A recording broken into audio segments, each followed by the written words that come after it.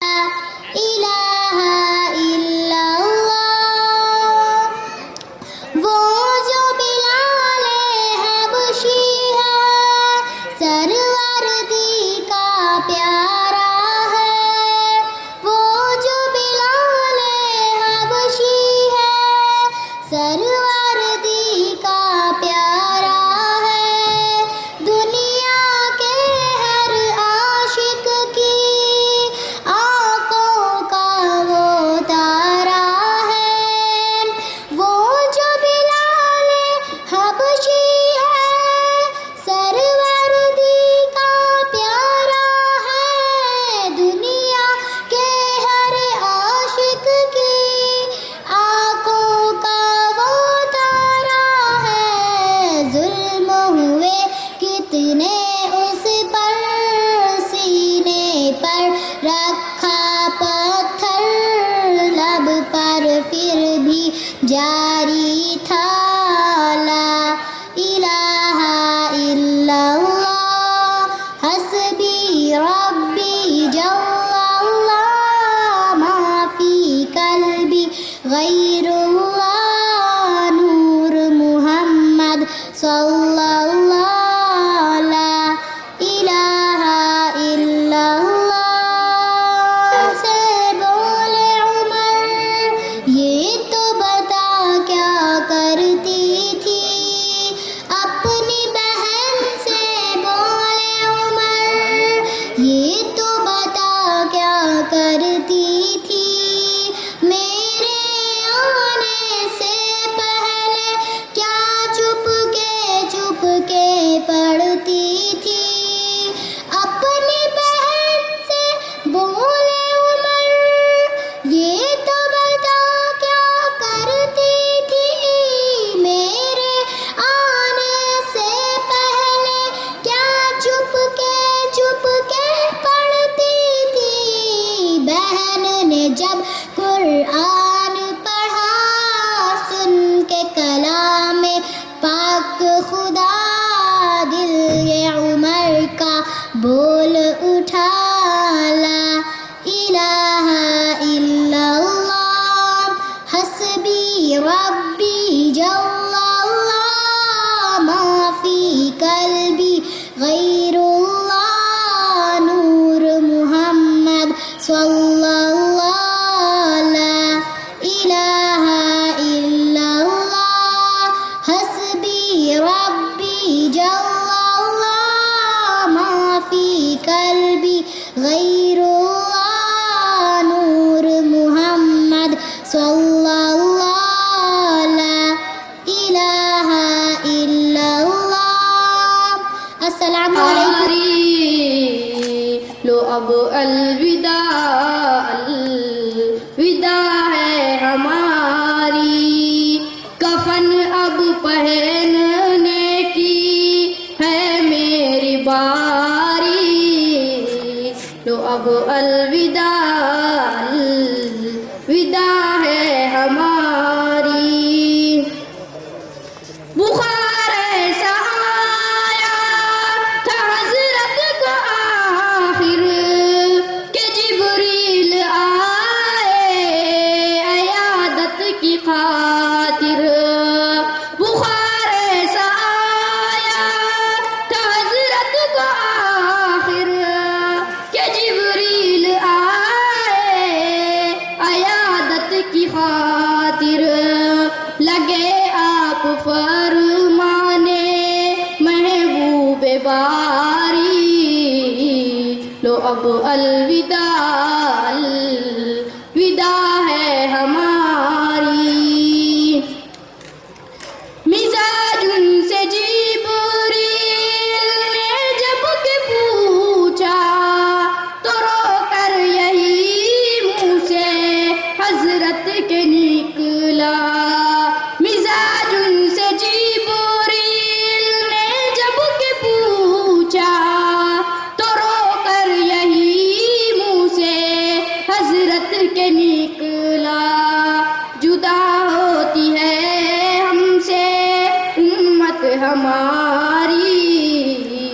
लो अब अलविदा, अलविदा है ہماری تے اصحاب کی آنکھوں سے آنسو جاری کہ حضرت جو ہے ان رفیقوں سے کہتے تھے اصحاب کی آنکھوں سے آنسو جاری کہ حضرت جو ہے ان رفیقوں سے کہتے کہ آخر ہے صحبت ہماری تمہاری لو اب الوداع الوداع ہے ہماری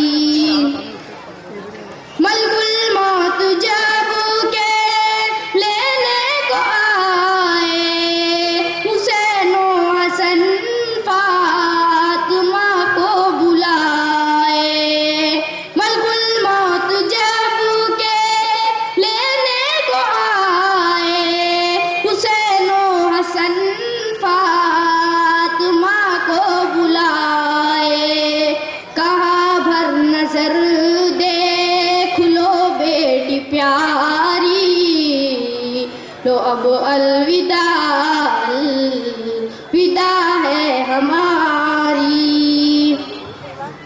حسین و حسن کو بہت پیار کر کے لگے آپ فرمانے یوں آس بھر کے حسین و حسن کو بہت پیار کر کے لگے آپ فرمانے یوں آس بھر کے کہ کرنا بہت ان کی تعظیم داری تو اب الوداع الوداع ہے ہماری نعرہ تکبیر دارالعلوم دیوبند دارالعلوم دیوبند نعرہ تکبیر نعرہ تکبیر دیوبند جمعیت علماء ہند جمعیت علماء ہند جمعیت علماء ہند نعرہ تکبیر نعرہ تکبیر نعرہ تکبیر جمعیت علماء ہند جمعیت علماء ہند جمعیت علماء ہند مبلغ اسلام مبلغ اسلام مبلغ اسلام دارالعلوم دیوبند دارالعلوم دیوبند علماء دیوبند علماء دیوبند علماء دیوبند علماء دیوبند مبلغ اسلام مبلغ اسلام مبلغ اسلام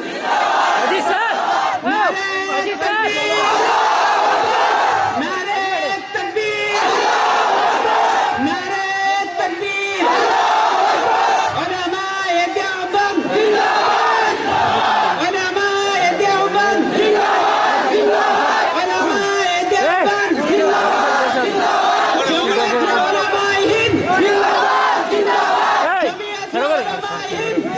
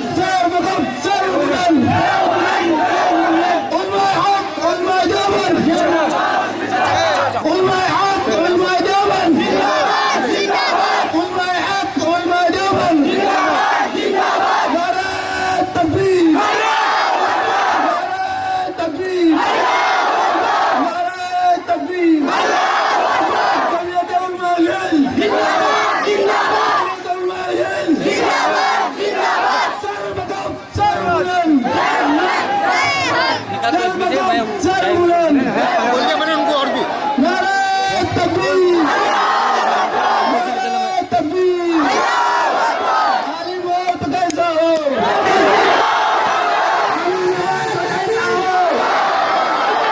علی موت کیسا ہو علی موت کیسا ہو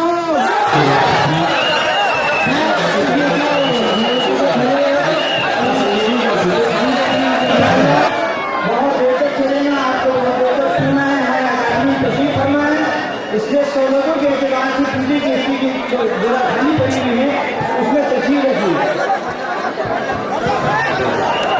اس کے لیے جو دیکھا خلیا بگاڑتا ہو اس کے لیے جو دیکھا خلیا بگاڑتا ہو مرزا لعین جیسی ڈینگے جو مارتا ہو مرزا لعین جیسی ڈینگے جو مارتا ہو غیبی لگام ہے دیوبند والے عالی مقام ہے دیوبند والے غیبی لگام ہے دیوبند والے عالی مقام ہے دیوبند والے عالی مقام ہے دیوبند والے اللہ کے شیر تھے جو بے حد دلیر تھے جو اللہ کے شیر تھے جو بے حد دلیر تھے جو ان کے غلام ہے دیوبند والے عالی مقام ہے دیوبند والے ان کے غلام ہے دیوبند والے عالی مقام ہے دیوبند والے عالی مقام ہے دیوبند والے لے کر پیغام حق کا عالم پہ چھا گئے نظم ہم کو بتا گئے حق کا پیغام ہے دیوبند والے عالی مقام ہے دیوبند والے حق کا پیغام ہے دیوبند والے عالی والے عالی مقام ہے دیوبند والے السلام علیکم ورحمۃ اللہ وبرکاتہ دارالعلوم دیوبند کے تعلق سے تعارفی نظم جس میں دارالعلوم کے کارہائے نمایاں اور کارنامے پیش کیے گئے آپ سماعت فرما رہے تھے ہمارے اس بچے محمد سہیل محمد الطاف متعلم مدرسہ محمدیہ محالہ سے آئیے اس کے بعد میں ایک نظم کے لیے آواز دے رہا ہوں محمد ابو ذر متعلم دارالعلوم سنوری کو کہ وہ آئیں اور اپنی نظم پیش کریں ہمارے حافظ ذاکر صاحب ہٹگاؤں ان کی طرف سے 50 روپیہ اس بچے کو پیش کیے گئے یحییٰ ابن محمد صاحب مولوی یحییٰ صاحب ان کی طرف سے 100 روپے پیش کیے گئے اسی طرح حافظ عابد صاحب ان کی طرف سے بھی 50 روپے پیش کیے گئے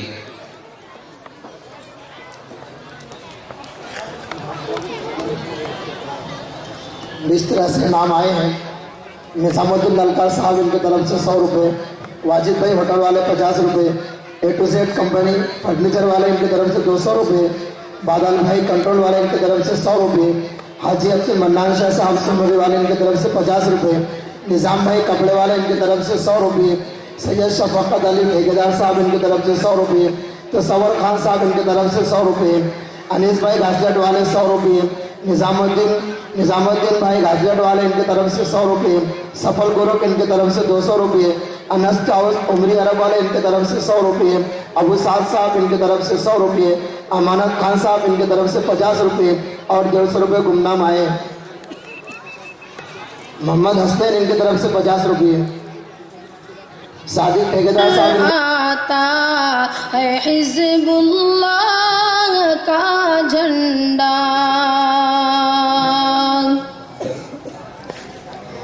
وہ جھنڈا نائبین احمد مختار کا جھنڈا وہ جھنڈا نائبین احمد مختار کا جھنڈا خدا شاہد کہ وہ تھا سید الابرار کا جھنڈا خدا ابرار کا جھنڈا، وہ جھنڈا یادگار فتح مکہ آج لہرایا، ستارہ قوم کی قسمت کا یعنی آج پر آیا، ستارہ قوم کی قسمت کا یعنی آج پر آیا، وہ لہراتا نظر آتا ہے حزب اللہ کا جھنڈا، وہ لہراتا نظر آتا ہے حزب اللہ کا جھنڈا، وہی طاقت ہے مکہ میں رسول اللہ کا جھنڈا،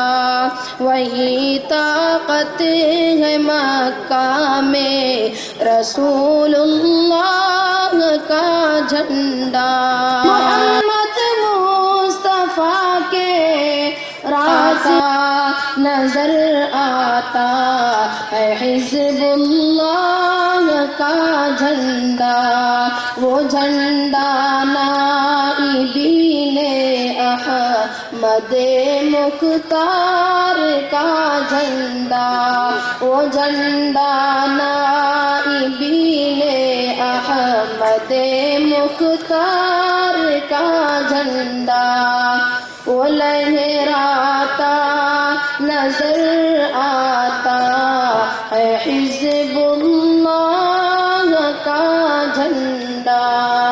السلام علیکم ورحمۃ اللہ وبرکاتہ۔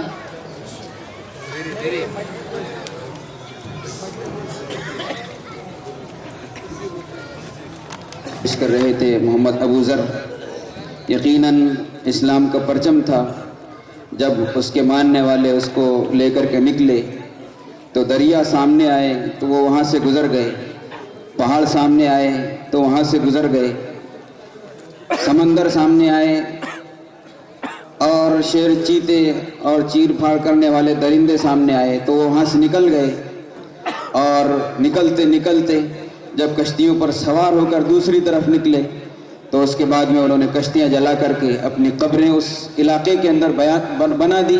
یہ اس بات کا ثبوت ہے کہ اسلام والے، ایمان والے، نبی کے ماننے والے جب آگے بڑھتے ہیں تو پیچھے پلٹ کر کے نہیں دیکھتے۔ علامہ اقبال رحمۃ اللہ علیہ نے ایسے لوگوں کے لیے خاص طور سے کہا ہے، ان نوجوانوں کے لیے، یہ غازی یہ تیرے پراسرار بندے، یہ غازی یہ تیرے پراسرار بندے، جنہیں تو نے بخشا ہے ذوق خدائی، دو نیم ان کی ٹھوکر سے صحرا و دریا، سمٹ کر پہاڑ ان کی ہیبت سے رائی، دو عالم سے بیگانہ کرتی ہے دل کو، عجب چیز ہے لذت آشنائی۔ بزرگوں اور دوستو، آئیے اب ہم آپ کو ایک ایسی شخصیت کے حضور لے چلتے ہیں جن کو اللہ رب العزت نے اپنے علاقے کے لیے علمی، دعوتی اور تصنیفی کاموں کے اعتبار سے مسیحائی کے طور پر قبول فرمایا ہے۔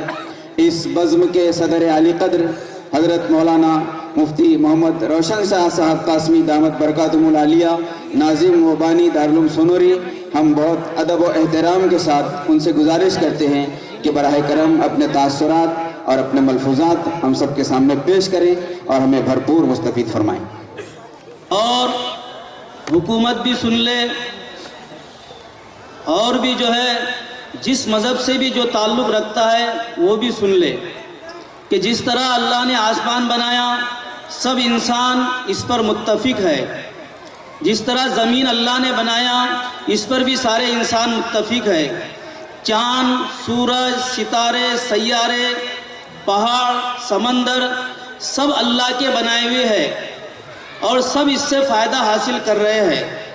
اس سے زیادہ پکی اور ٹھوس بات یہ ہے کہ مذہب اسلام بھی اللہ کا بنایا ہوا دین ہے، اور یہ دین اور یہ مذہب اسلام صرف مسلمانوں کے لیے نہیں ہے، سارے انسانوں کے لیے ہے۔ وہ جس سماج میں بھی پیدا ہوا ہے اس کے لیے کامیابی کا راستہ صرف اور صرف اسلام ہے، اس کے علاوہ اور کامیابی نہیں مل سکتی۔ یہ ہم سب کو سنا دینا چاہتے ہیں۔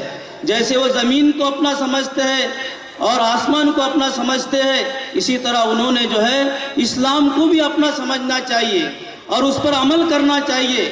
یہ اللہ کا بنایا ہوا قانون ہے، کسی انسان کا بنایا ہوا قانون نہیں ہے۔ اگر تم اس میں دخل دو گے تو گویا تم اپنے مالک اور خالق سے ٹکرا رہے ہو، اور جو مالک اور خالق سے ٹکراتا ہے وہ پنپتا نہیں ہے۔ اللہ تعالیٰ جب تک جائیں گے ڈھیل دیں گے، اس کے وہاں موقع دیے جاتے ہیں، لیکن جس وقت اللہ تانیں گے تو پھر میرے بھائیو دوستو، جو اللہ کے شریعت سے ٹکرا رہا ہے ان کو چھٹی کا دودھ یاد آ جائے گا۔ اس لیے ہم ببانگ دہل کہتے ہیں کہ شریعت سے مت ٹکراؤ، اس کے اندر دخل مت دو، یہ تم اپنے ہاتھ سے اپنے پیروں پر کراڑی مار رہے ہو۔ میرے بھائیو دوستو، دوسری بات یہ ہے کہ یہ شریعت اور یہ اسلام ان بھائیوں تک پہنچانا ہماری ذمہ داری بھی ہے۔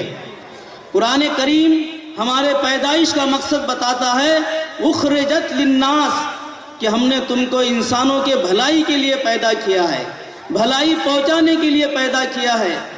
میرے بھائیو دوستو، اس سے بڑی کوئی بھلائی نہیں ہو سکتی کہ ہم وہ انسان جو ایمان سے محروم ہیں ان تک اللہ کا کلمہ پہنچائے، اللہ کا پیغام پہنچائے اور ان کو اپنے سچے مالک اور خالق سے واقف کرائے۔ اس سے بڑی کوئی اور بھلائی نہیں ہو سکتی ہے۔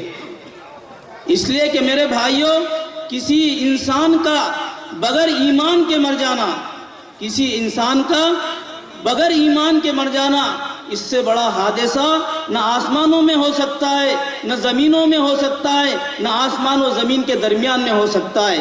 اس لیے کہ ہمارا ایمان اور عقیدہ ہے کہ جو بغیر ایمان کے مرا وہ ہمیشہ ہمیشہ کی جہنم میں جائے گا، کبھی بھی اس سے نہیں نکلے گا۔ خالدین فیہا ابدا، قرآن کہتا ہے ہمیشہ ہمیشہ کی جہنم میں جائے گا، کبھی نہیں نکلے گا۔ میرے بھائیو دوستو، حضور پاک صلی اللہ علیہ وسلم کے سامنے یہ منظر تھا کہ یہ میرے امتی اگر بغیر کلمے کے گئے تو ہمیشہ کے جہنم میں جائیں گے۔ اس لیے حضور پاک صلی اللہ علیہ وسلم بعضوں کے گھروں پر 70 مرتبہ گئے اور 72 مرتبہ گئے، اور ایک روایت تو یہ ہے کہ 73 مرتبہ بھی گئے، اور ایک روایت میں آتا ہے کہ ابو جہل کے گھر پر ایمان کی دعوت لے کر 3000 مرتبہ گئے۔ انداز لگائیے، ہم اسی نبی کا کلمہ پڑھتے ہیں، اسی نبی کا دم بھرتے ہیں، اسی نبی کو اپنا نبی مانتے ہیں، وہ نبی تو 3000 مرتبہ جائے ایمان کی دعوت دینے کے لیے۔ ہم کیسے امتی ہیں کہ ہم کبھی ایک مرتبہ بھی نہیں جاتے ہیں؟ حضور کی وہ ساری سنتیں ہم کو یاد ہے، میٹھا کھانا سنت، عطر لگانا سنت، اور یہ 72 مرتبہ جانے کی سنت یہ کون ادا کرے گا؟ میرے بھائیو دوستو، یہ ہماری ذمہ داری ہے کہ ہم ان تک یہ دین پہنچائیں۔ اگر ہم ان کی امانت ان تک نہیں پہنچائیں گے تو پھر یہ ہوگا جو ہو رہا ہے، وہ شریعت میں دخل دیں گے، ہم ظالم ہیں، ہم امانت نہیں پہنچا رہے، امانت کا نہیں پہنچانے والا وہ ظالم ہوا کرتا ہے۔ اس لیے میرے بھائیو دوستو، ہم امانت دار بنے، جہاں موقع ملے پیار محبت سے انہیں سمجھائے اور اللہ کا دین ان تک پہنچائے۔ جہاں ان کے اوپر ذمہ داری ہے کہ وہ مذہب اسلام کو فالو کرے، ویسی ذمہ داری ہماری بھی ہے کہ ان تک ہم یہ دین پہنچائے۔ کریں گے بھائی سب اس کی کوشش۔ دوسرا مسئلہ ہمارے سامنے ہے 5% ریزرویشن کا۔ ہم اس ملک کے شہری ہیں، یہ ملک ہمارا ہے، ہم نے اس ملک کے اوپر 900 سال تک حکومت کی ہے اور بغیر الیکشن کے کی ہے۔ تنے تنا ہم اس ملک کے مالک تھے، لیکن عیار، مکار، بدماش انگریز جو ہے چور راستے سے ہمارے اس ملک کے اندر گھسا اور ملک پر ظلماً قبضہ کیا، کیونکہ ملک ہم سے چھینا تھا، اس نے تکلیف ہم کو ہو رہی تھی، تو ہم نے تنے تنا انگریز سے 100 سال تک جنگ لڑی ہے آزادی کی، اس میں کوئی ہمارا دوسرا شریک نہیں تھا۔ اور آپ کو معلوم ہونا چاہیے کہ اس ملک کو آزاد کرنے کے لیے ہم ایمان والوں نے 7 لاکھ انسانوں کی قربانی دی، وہ 7 لاکھ شہید ہونے والے مسلمان تھے۔ اور آپ کو معلوم ہونا چاہیے کہ ان 7 لاکھ میں سے 51,000 علماء اکرام تھے جنہوں نے جام شہادت نوش کیا، اس کے بعد میں اس ملک کو آزادی ملی۔ اور اس ملک کے اندر ہم سے کہتے ہیں ہمارے شریعت میں دخل دیتے ہیں، یہ ایسا نہیں ہوگا۔ جو ایسا کرے گا وہ اپنے ساتھ بھی ظلم کر رہا ہے، انسانیت کے ساتھ بھی ظلم کر رہا ہے، اور وہ دیش کے ساتھ میں غداری کر رہا ہے۔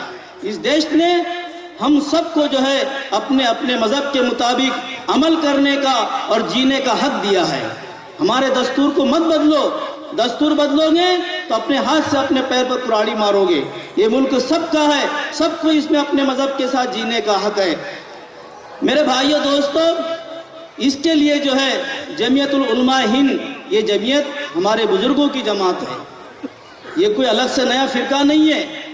ہمارے لیے بڑے افسوس کی اور قلق کی بات ہے کہ ہمارا عام طبقہ اس جماعت سے واقف نہیں ہے۔ اس جماعت کی بڑی قربانیاں ہیں، تو جمعیت العلماء ہند نے طے کیا ہے کہ ہم اپنا حق لے کر رہیں گے۔ ہم کوئی بھیک نہیں مانگ رہے۔ آرکشن کا جو ہمارا مسئلہ ہے، ریزرویشن کا جو ہمارا مسئلہ ہے، ہم بھیک نہیں مانگ رہے، یہ ہمارا حق ہے، یہ ہمیں ملنا چاہیے، اور اگر تم ہمارا حق نہیں دو گے تو ہم ہمارا حق وصول کریں گے انشاءاللہ۔ اس کے لیے جو ہے جمعیت العلماء ہند نے 15 دسمبر کو صبح 10 بجے سے لے کے 3 بجے تک ایک پروگرام رکھا ہے ناگپور کے اندر۔ ہم کو وہاں پر لاکھوں کی تعداد میں پہنچنا ہے۔ ہاتھ پر ہاتھ باندھ کے بیٹھو گے، سوئے ہوئے رہو گے، کوئی حق نہیں دے گا۔ اپنا حق مانگنے کے لیے میدان میں آؤ گے، حکومت کے کان کھلے گے۔ ہم کو یہاں پر ایسے 20-25 یا 1000-2000 نہیں ہے، الحمدللہ ہم اس ملک میں 25 کروڑ کی تعداد کے اندر ہے۔ اس لیے ہم کہتے ہیں کہ ہمارا جو حق ہے وہ ہم کو دو۔ میرے بھائیو، ریزرویشن کیا ہے؟ ریزرویشن جو ہے اگر یہ ہم کو مل جائے، ہماری نسلوں کا بڑا فائدہ ہوگا۔ آندھرا پردیش کی حکومت نے مسلمانوں کو صرف 4% ریزرویشن دیا ہے۔ 10 سال کے اندر مسلمانوں کے بچوں نے اس سے جو ہے 10 لاکھ بچوں نے فائدہ اٹھایا ہے۔ کوئی انجینئر بنا، کوئی ڈاکٹر بنا، کوئی ماسٹر بنا، کوئی پروفیسر، کوئی MBBS ڈاکٹر۔ 2700 بچے، 2700 بچے MBBS ڈاکٹر بنے آندھرا کے اندر۔ آپ کو معلوم ہونا چاہیے کہ ہمارے ملک کے اندر کوئی بچہ MBBS کرنا چاہتا ہے تو اس کو 1 کروڑ سے بھی زیادہ خرچہ آتا ہے۔ آندھرا کے اندر کتنا خرچہ آتا ہے MBBS بننے کا؟ صرف 36,000 روپے۔ یہ چاہیے کہ نہیں چاہیے آپ کو آرکشن اور ریزرویشن؟ اس کے لیے جو ہے ہم کو اپنی آواز بلند کرنا پڑیں گی، احتجاج کرنا پڑے گا، حکومت کے کان کھولنے پڑیں گے، تب دوستو ہمارا حق ملے گا۔ مجھے امید ہے کہ 15 دسمبر کو ہم یہاں سے ہزاروں کی تعداد میں اس کے اندر پہنچیں گے بھائی۔ خوب گاڑیاں کرنا ہے اور امن سکون کے ساتھ میں، جیسے ہمارے بڑے ترتیب بتائیں گے اس کے مطابق ہمارے طرف سے کوئی نعرہ نہ ہو، کوئی بد نظمی نہ ہو، سکون کے ساتھ میں ہم چلتے رہے۔ جو اس کے منتظمین ہیں وہ اپنے اعتبار سے سارا سیٹ کریں گے، اور کیونکہ ناگپور ہم سے قریب ہے اس لیے ہم کو جو ہے یہاں سے زیادہ پہنچنا ہے۔ جو دور کے اضلاع ہے ان کے لیے پہنچنا ذرا مشکل ہے۔ ہمارے جو ذمہ دار ہے جمعیت العلماء کے، انہوں نے ہمارے 4 ضلعوں کو ٹارگٹ بنایا ہے: اکولا، امراوتی، بلٹانا، یوتمال، واشم۔ اس لیے ہم کو یہاں سے لاکھوں کی تعداد میں پہنچ کر اپنا مجمع وہاں دکھانا ہے۔ یہ جمہوری ملک ہے، یہاں پر سر گنے جاتے ہیں۔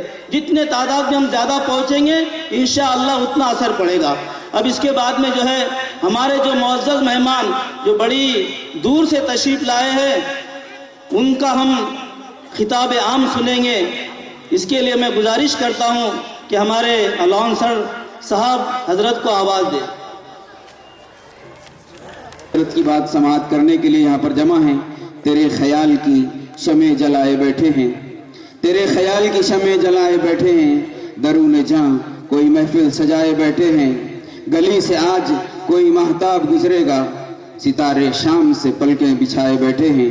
انہی سے پوچھئے تفصیل وسعت صحرا، انہی سے پوچھئے تفصیل وسعت صحرا، جو لوگ عشق میں دنیا لٹائے بیٹھے ہیں۔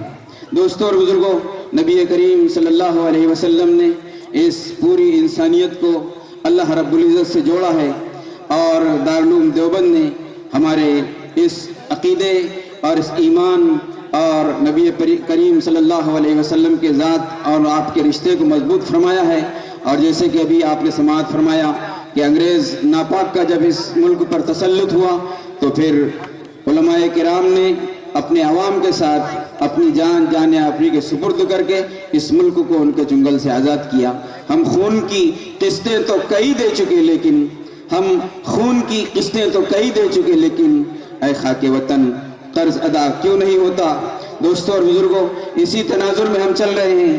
ہمیں کن کن القاب اور کن کن چیزوں اور کن کن ناموں سے یاد کیا جاتا ہے، لیکن اگر تاریخ پلٹ کر کے دیکھیں اور تاریخ کو الٹ کر کے دیکھیں تو یقیناً ہمارا شمار صف اول کے ان قربانی دینے والوں میں ہوتا ہے جنہوں نے قربانی کی انتہا کر دی۔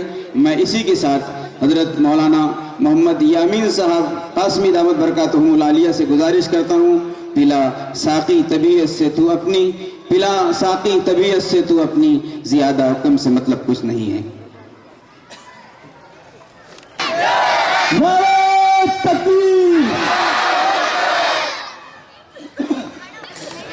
الحمد لله نحمده ونستعينه ونستغفره ونؤمن به ونتوكل عليه ونعوذ بالله من شرور أنفسنا ومن سيئات أعمالنا من يهده الله فلا مضل له ومن يضلله فلا هادي له ونشهد أن لا إله إلا الله وحده لا شريك له لا ضد له ولا ند له لا مثل له ولا مثال له ونشهد أن سيدنا ومولانا محمدا عبده ورسوله صلى الله على خير خلقه سيدنا محمد وعلى آله وأصحابه وأزواجه وذرياته وبارك وسلم تسليما كثيرا كثيرا رب اشرح لي صدري ويسر لي أمري واحلل عقدة من لساني يفقهوا قولي أما بعد فأعوذ بالله من الشيطان الرجيم بسم الله الرحمن الرحيم لقد من الله على المؤمنين إذ بعث فيهم رسولا من أنفسهم يتلو عليهم آياته ويزكيهم ويعلمهم الكتاب والحكمة وإن كانوا من قبل لفي ضلال مبين وقال الله تعالى إنا نحن نزلنا الذكر وإنا له لحافظون صدق اللہ العلی العظیم۔ جس نے ذروں کو اٹھایا اور صحرا کر دیا، کس نے قطروں کو ملایا اور دریا کر دیا، کس کی حکمت نے یتیموں کو دیا در یتیم اور غلاموں کو زمانے بھر کا مولا کر دیا، شوکت مغرور کو کس نے ملایا خاک میں، منہدم کس نے الہی قصر و کسرا کر دیا، زندہ ہو جاتے ہیں جو مرتے ہیں اس کے نام پر، اللہ اللہ موت کو کس نے مسیحا کر دیا، غرض آدمیت کا ساما مہیا کر دیا، ایک عرب نے آدمی کا بول بالا کر دیا، درفشانی نے تیری قطروں کو دریا کر دیا، دل کو روشن کر دیا، آنکھوں کو بینا کر دیا، خود نہ تھے جو راہ پر اوروں کے ہادی بن گئے، کیا نظر تھی جس نے مردوں کو مسیحا کر دیا۔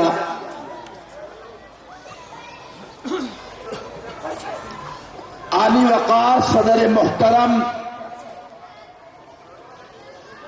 जनाब मौलाना मुफ्ती रोशन साहब कासमी दामत बरकातुहुम, लायक सद एहतराम हजरात उलमाए किराम, दूर करीब से तशरीफ लाने वाले अइम्मा इज़ाम, दानिशवरान कौम व मिल्लत,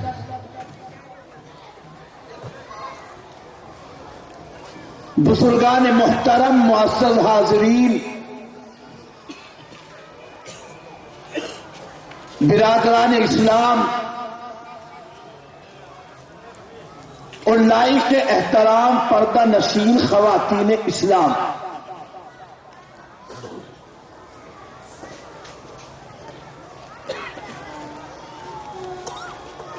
आपके यहां आपके बीच आकर न सिर्फ ये कि मुझे कल्बी मसरत और शादमानी हासिल हुई, बल्कि आप हजरात को देखकर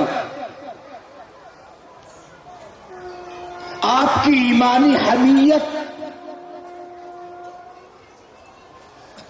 और जज्बे ईमानी का मुशाहदा करने का बहुत करीब से मुझे मौका मिला।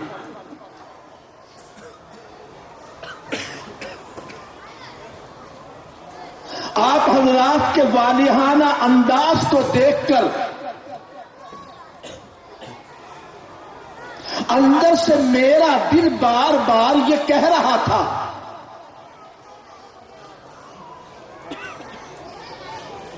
कि इंशाअल्लाह ऐसी कौम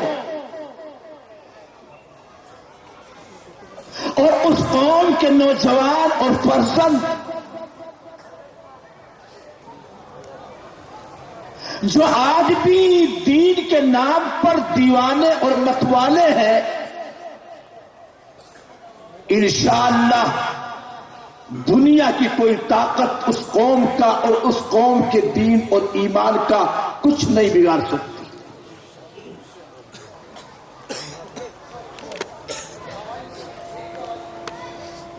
आज का यह अज़ीमुश्शान, बावकार, बामकसद, निहायत मुबारक और मुक़द्दस इजलास आम, जिसमें आप हजरात तशरीफ फरमा है,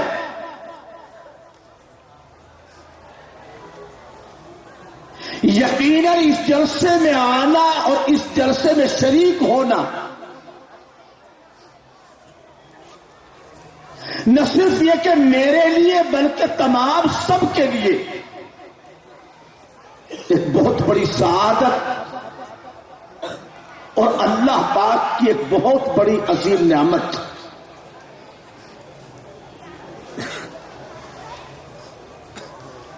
इसलिए कि ये जलसा खालिस दीनी जलसा है।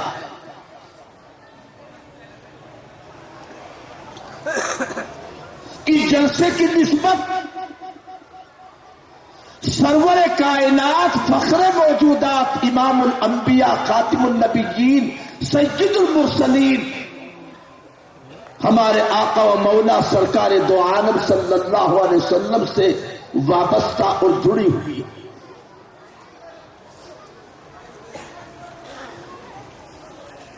आपकी निस्बत की वजह से तशरीफ लाने वाले यकीनन वो मुहतरम भी है और कामयाब भी है।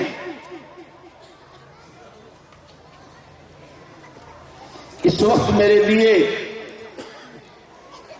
बड़ी मुश्किल है,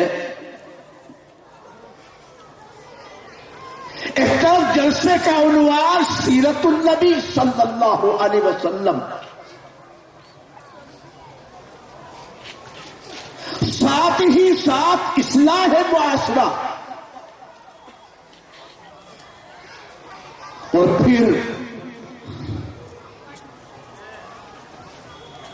नबी के पाक अलैहि सलातु व सलाम की सीरत شریعت کے متوالوں اور دیوانوں کی خونی داستانیں اور ان کی خدمات اور کارنامے میں کوشش کروں گا کہ آج کے اس اجلاس کے جو اہم مقاصد ہیں اور اس کے منعقد کرنے کے جو اہداف ہیں ان کو سمیٹنے کی کوشش کروں.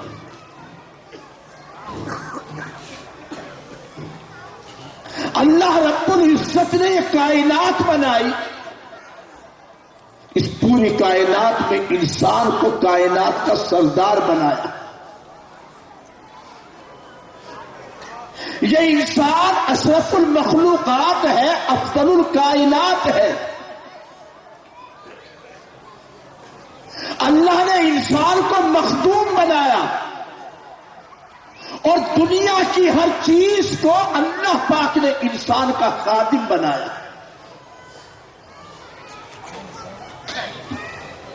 ہر چیز انسانوں کے نفع کے لیے،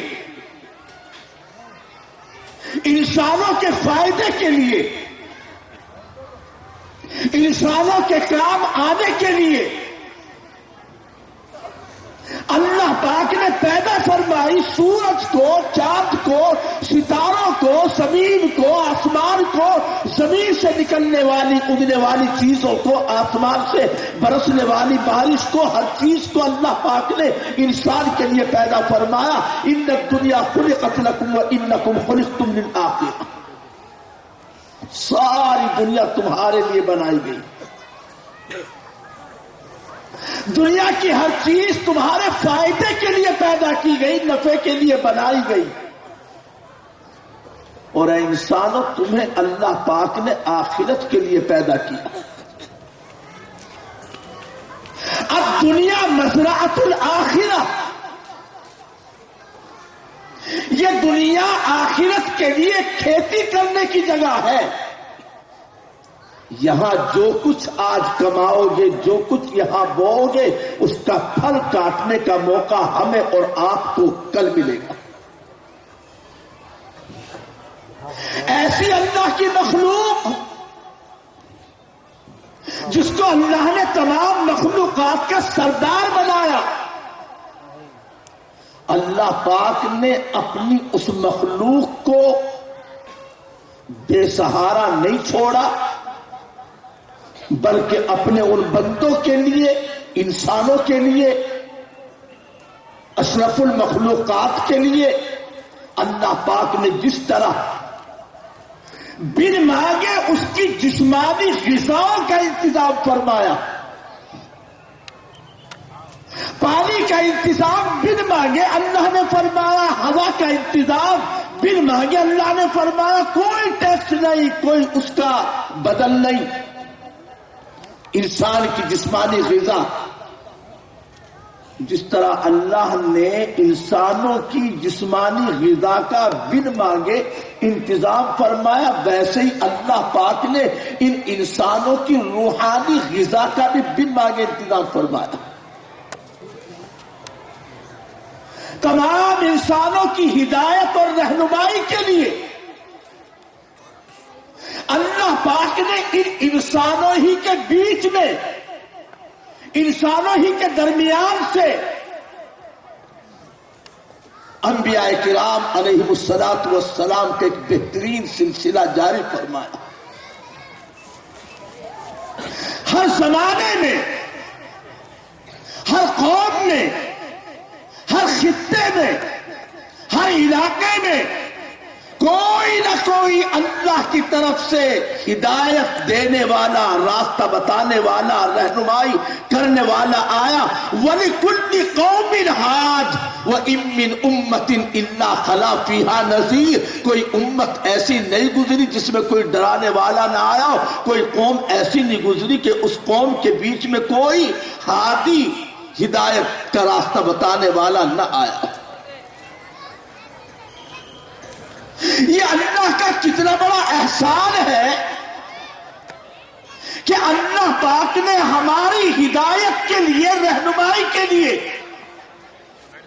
نبیوں کا بہترین سلسلہ جاری فرمایا، اور یہ اللہ کے نبی تنہا اکیلے ہدایت کے علم بردار بن کے نہیں آئے۔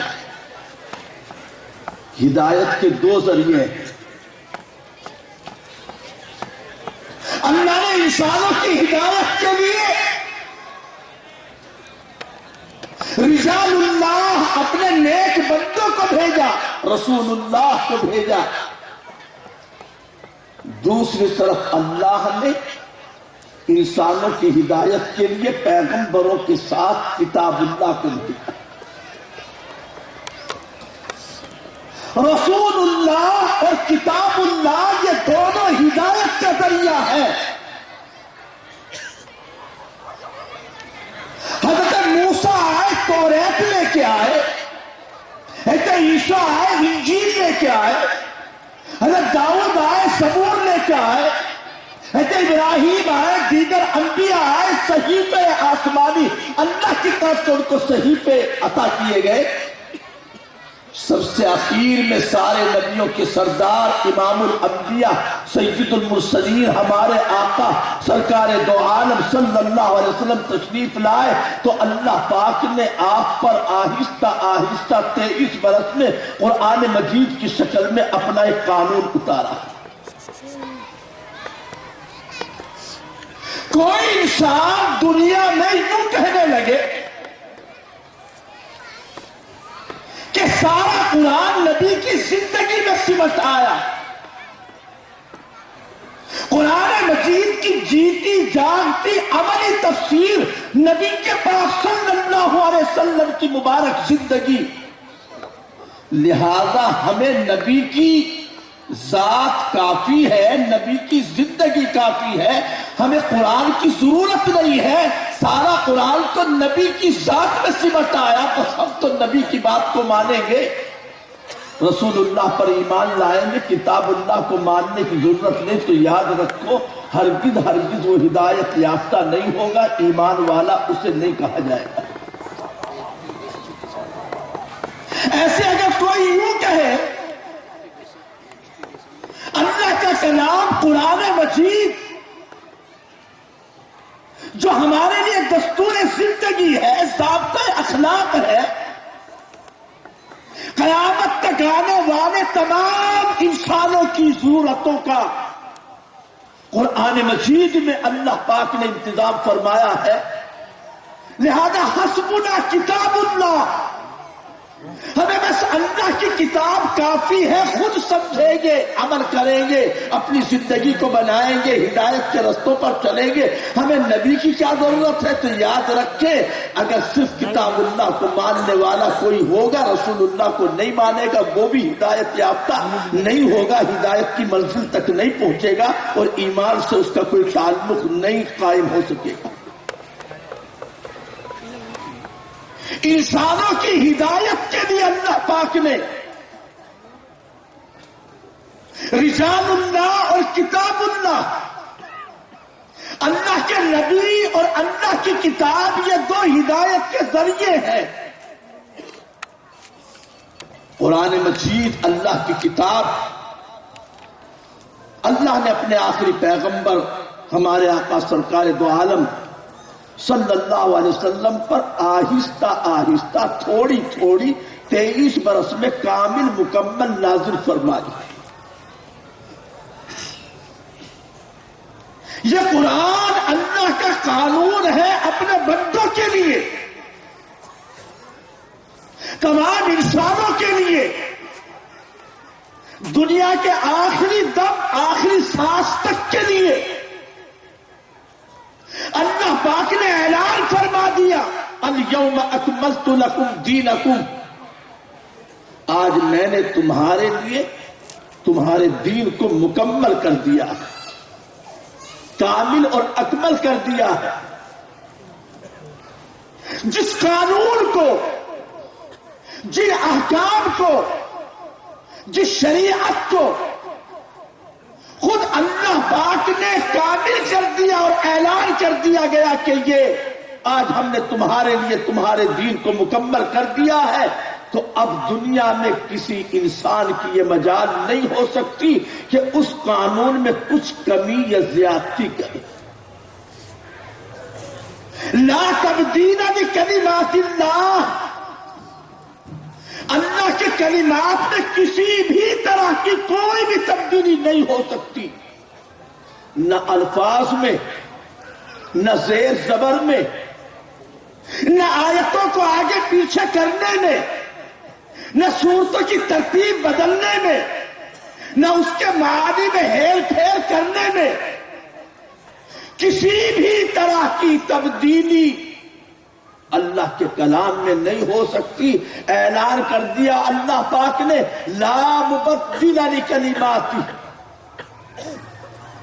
اس کے احکام کو، اس کے قوانین کو، اس کے کلمات کو دنیا میں کوئی بدلنے والا پیدا ہوا ہی نہیں، کوئی بدل ہی نہیں سکتا۔ خود اللہ کے نبی جن پر یہ قرآن مجید نازل ہوا، کیا خود وہ نبی قرآن مجید اللہ کے کلام، اللہ کے احکام میں اپنی سوچ، اپنی طرف سے کچھ تھوڑی بہت تبدیلی، پریورتن، چینجنگ کر سکتا ہے؟ میری آپ کی اور آج کے عقل کے اندھوں کی کیا حیثیت جس کے صدقے میں دنیا بنی، دنیا کو وجود ملا، آفتاب کو روشنی ملی، چاند کو چاندنی ملی، ستاروں کو جھلملاہٹ ملی، زمین کو وسعت ملی، آسمان کو رفعت ملی، پہاڑوں کو صلابت ملی۔ کیا وہ خود نبی اگر چاہے اللہ کے کلام میں، اللہ کے احکام میں، اللہ کے قانون میں، اللہ کی شریعت میں کوئی تبدیلی پیدا کر سکتا ہے؟ نہیں، بالکل نہیں۔ اللہ نے فرمایا کہیں، یا ایھا النبی لم تحرم ما احل اللہ لک، اے نبی جس چیز کو اللہ نے حلال فرما دیا تو اس کو کیوں حرام کرتا ہے؟ بڑا واضح انداز میں اللہ نے فرمایا، وَلَوْ تَقَبَّلَ عَلَيْنَا بَعْضَ الْأَقَاوِيلِ لَأَخَذْنَا مِنْهُ بِالْيَمِينِ ثُمَّ لَقَطَعْنَا مِنْهُ الْوَتِينَ فَمَا مِنْكُمْ مِنْ أَحَدٍ عَنْهُ حَاجِزِينَ۔ بڑے سخت انداز میں اللہ ارشاد فرماتا ہے، اے نبی اگر آپ نے اپنی طرف سے کوئی بات بنائی، گھٹائی، بڑھائی، اپنی زبان سے کوئی بات کہی، تو ہم آپ کے داہنے ہاتھ کو پکڑ لیں گے، پھر آپ کی گردن کی شہرت کو کاٹ ڈالیں گے، پھر ہماری پکڑ سے آپ کو کوئی بچانے والا نہیں ملے گا۔ جب اس فخر موجودات کو، تاجدار بطحاں کو، امام الانبیاء کو، سید الرسل کو، خاتم النبیین کو، فخر موجودات کو، جس کی وجہ سے دنیا کو وجود ملا، وہ بھی اپنی طرف سے کچھ آگے پیچھے نہیں کر سکتا ہے۔ اللہ نے بڑے سخت انداز میں ارشاد فرما دیا، تو آج کا کوئی چپدی چپدی کا شوربہ کیا اوقات، کیا حقیقت کہ اللہ کے قانون میں کوئی تبدیلی پیدا کر سکتا ہے، چینجنگ لا سکتا ہے؟ سنو، ہے قول محمد قول خدا، فرمان نہ بدلا جائے گا، بدلے گا زمانہ لاکھ مگر قرآن نہ بدلا جائے گا۔ مسلمانوں یقین، مسلمانوں عقیدہ، ہم سب کا ایمان، ستاروں کی جھلملاہٹ میں فرق آ سکتا ہے، چاند کی چاندنی میں فرق آ سکتا ہے، سورج کی روشنی تماسک میں فرق آ سکتا ہے، زمین کی وسعت میں فرق آ سکتا ہے، آسمان کی رفعت میں فرق آ سکتا ہے، پہاڑوں کی صلابت میں فرق آ سکتا ہے، مگر اللہ کے کلام میں کسی طرح کا کوئی فرق نہ آیا ہے، نہ آ سکتا ہے۔ مٹانے والے مٹ گئے، بدلنے والوں کا نام و نشان آج دنیا میں نہیں۔ اگر کوئی اللہ کی کلام سے اللہ کے قانون سے ٹکرائے گا تو پاس ہو جائے. اللہ پاک نے اپنے دین کی، اپنی شریعت کی، اپنے کلام کی، اپنے احکام کی، اپنے قوانین کی حفاظت کی ذمہ داری اپنے اوپر لی ہے. انا نحن نزلنا الذکر وانا له لحافظون. ہم نے اتارا ہے اور ہم ہی اس کی حفاظت کرنے والے ہیں. کیا مطلب کرنے والے کا؟ اسٹیج پر بڑی تعداد میں علماء تشریف فرما ہے، اس لیے عرض کر رہا ہوں. اللہ نے یہ نہیں فرمایا کہ انا لنحن نحفظ، کہ ہم اس کی حفاظت کریں گے، یہ نہیں فرمایا. انا لہ لحافظون اسم کا صیغہ ہے، والاسم یدل علی الاستمرار، اور اسم جو ہے تکرار پر، استمرار پر، ہمیشگی پر دلالت کرتا ہے. یعنی ہماری حفاظت کسی بھی زمانے میں قرآن مجید سے الگ ہو ہی نہیں سکتی. جب قرآن اتر رہا تھا تب بھی حفاظت کر رہے تھے، جب قرآن صحابہ سن رہے تھے تب بھی حفاظت کر رہے تھے. ماضی ہو، حال ہو، استقبال ہو، مستقبل، آنے والا زمانہ ہو، گزرا ہوا زمانہ ہو، موجودہ زمانہ ہو، ہر حال میں، ہر زمانے میں ہم قرآن مجید کی حفاظت کرنے والے ہیں. یہ قانون اللہ کا بنایا ہوا قانون ہے. اس کے اندر دنیا کا کوئی انسان کوئی تبدیلی آج تک کوئی نہ پیدا کر سکا. 1450 سال سے زیادہ، 1500 برس کے قریب گزر رہے. قرآن مجید کے زبر میں، زیر میں، پیش میں، اس کے مضمون میں، آیتوں کی ترتیب میں، سورتوں کی تعداد میں رتی برابر کوئی فرق نہیں آیا. ورنہ تو اسلام کے دشمنوں نے کبھی کوئی کسر باقی نہیں چھوڑی. نعرہ تکبیر، نعرہ تکبیر. مسلم پرست اللہ میں مداخلت برداشت نہیں کریں گے، برداشت نہیں کریں گے. مسلم پرست اللہ میں مداخلت، مسلم پرست اللہ میں مداخلت، مسلم پرست اللہ میں مداخلت. نعرہ تکبیر. تو میرے محترم بزرگوں اور دوستوں، آپ کی تسلی کے لیے، آپ کے اطمینان اور سکون قلب کے لیے میں یہ بات عرض کر رہا ہوں. اللہ کے قانون میں تبدیلی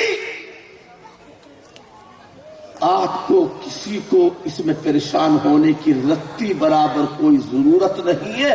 دین اللہ کا ہے، دین اس کا ہے جس نے ابرہہ بادشاہ کے لشکروں سے اپنے گھر کعبے کو بچایا اور اس کی حفاظت فرمائی. وہ اللہ جو اپنے گھر خانہ کعبہ کو بچانے والا، ہاتھیوں کا لشکر بڑی فوج لے کر ابرہہ بادشاہ اللہ کے گھر کو ڈھانے، گرانے، منہدم کرنے کے لیے آیا. اللہ پاک کسی سبب کا محتاج نہیں، وہ ہر چیز سے بالکل بے نیاز، مبرہ، اس کی ذات پاک اور بے عیب. لیکن چونکہ دنیا دار الاسباب ہے، اسباب کے درجے میں اللہ پاک نے اپنے گھر خانہ کعبہ کی حفاظت کے لیے عقل باور نہیں کرتی، تصور میں بات نہیں آتی. عقل حیران ہے کہ ہاتھیوں کے مقابلے پر اللہ پاک نے ابابیل کا لشکر بھیجا. اگر ہاتھی سونڈ ہلا دے تو جھنڈ کے جھنڈ ادھر سے ادھر چلے جائے. ابابیل چھوٹے چھوٹے سے پرندے، لیکن اللہ پاک کی طرف سے آئے تو ہاتھی ایسے ہو گئے کہ اصل معقول، جیسے کہ کھایا ہوا بھوسا یعنی گوبر کی طرح سے اللہ پاک نے انہیں برباد کر دیا، ہلاک کر دیا. اپنے نبی صلی اللہ علیہ وسلم کی اللہ پاک تیری حفاظت کرنے پر آئے.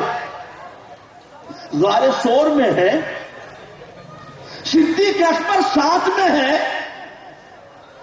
ڈھونڈنے والے, تلاش کرنے والے پیروں کے نقش ڈھونڈتے ڈھونڈتے غار کے منہ تک پہنچ گئے, مگر اللہ پاک نے اپنی نبی کی حفاظت کا ذریعہ مکڑی کے جالے کو بنا دیا. غار کے دہانے پر, غار کے منہ پر مکڑی نے جالا تن دیا. جب دیکھا کہ اس غار میں جب جالا تنا ہوا ہے, اگر کوئی اس کے اندر جاتا تو جالا ٹوٹ جاتا, جالے کا ہونا اس بات کی علامت ہے کہ اس غار کے اندر تو کوئی نہیں گیا, آگے چل دیے. اللہ پاک نے حفاظت فرمائی. ہم اور آپ جمعیت علماء ہند یا مسلم پرسنل لا بورڈ تحفظ شریعت کے پروگرام اور تحفظ شریعت کی تحریک کیوں چلاتے ہیں؟ صرف اس لیے تاکہ مکڑی کے جالے کی طرح ہمارا بھی حفاظت کرنے والوں میں کہیں شمار ہو جائے. ورنہ تو اللہ تمہارا محتاج نہیں, میرا محتاج نہیں, کسی تنظیم کا, کسی بورڈ کا محتاج نہیں.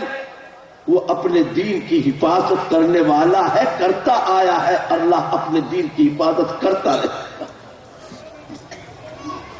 محترم بزرگوں, یہ جلسہ سیرت النبی اور اصلاح معاشرہ کا عنوان ہے. نبی صلی اللہ علیہ وسلم کی سیرت مقدسہ بیان کرنا, آپ کی حیات طیبہ کو بیان کرنا, یہ مجھ جیسے کمی علم تہی دامن اس کا کوئی حق ادا نہیں کر سکتا. اگر پوری زندگی سیرت پاک صلی اللہ علیہ وسلم کے بیان کرنے, لکھنے اور بتانے پر لگا دی جائے, لکھنے والا لکھتے رہنے کے بعد, بیان کرنے والا بیان کرتے رہنے کے بعد, اپنی پوری زندگی کو وقف کر دینے کے بعد اخیر میں جاتے جاتے یہی کہتے ہوئے چلا جائے گا کہ جان دی ہوئی اسی کی تھی, حق تو یہ ہے کہ حق ادا نہ ہوا. ہاں, اپنے وسعت علم کی بنیاد پر اللہ پاک نے جیسا جس کو علم دیا, اپنے علم کی بنیاد پر نبی پاک صلی اللہ علیہ وسلم کی حیات طیبہ کے گوشوں اور خوشوں کو لے کر سعادت حاصل کرتا ہے اور اپنی نجات کا سامان فراہم کرتا ہے. جو بھی کوئی آپ کی سیرت بیان کرتا ہے وہ اپنے علم کے مطابق جتنا وہ جانتا ہے. اگر یوں کہیں کہ جلوہ بقدر ظرف نظر دیکھتے رہے, جلوہ بقدر ظرف نظر دیکھتے رہے, ہم کیا دیکھتے ان کو مگر دیکھتے رہے, تو نبی پاک صلی اللہ علیہ وسلم کی سیرت, میں یوں کہوں اگر کہ آپ کی سب سے بڑی سیرت, آپ کی زندگی کا سب سے بڑا اہم کارنامہ نبی پاک صلی اللہ علیہ وسلم کی سیرت کو اگر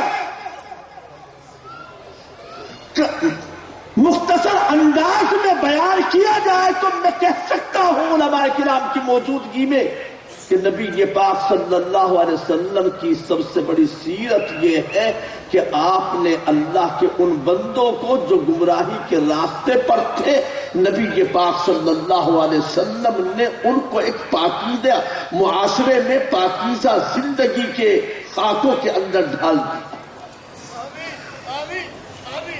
صحابہ کرام, آپ اصلاح معاشرہ کی بات کرتے ہیں, کیسا معاشرہ؟ نبی کی سیرت,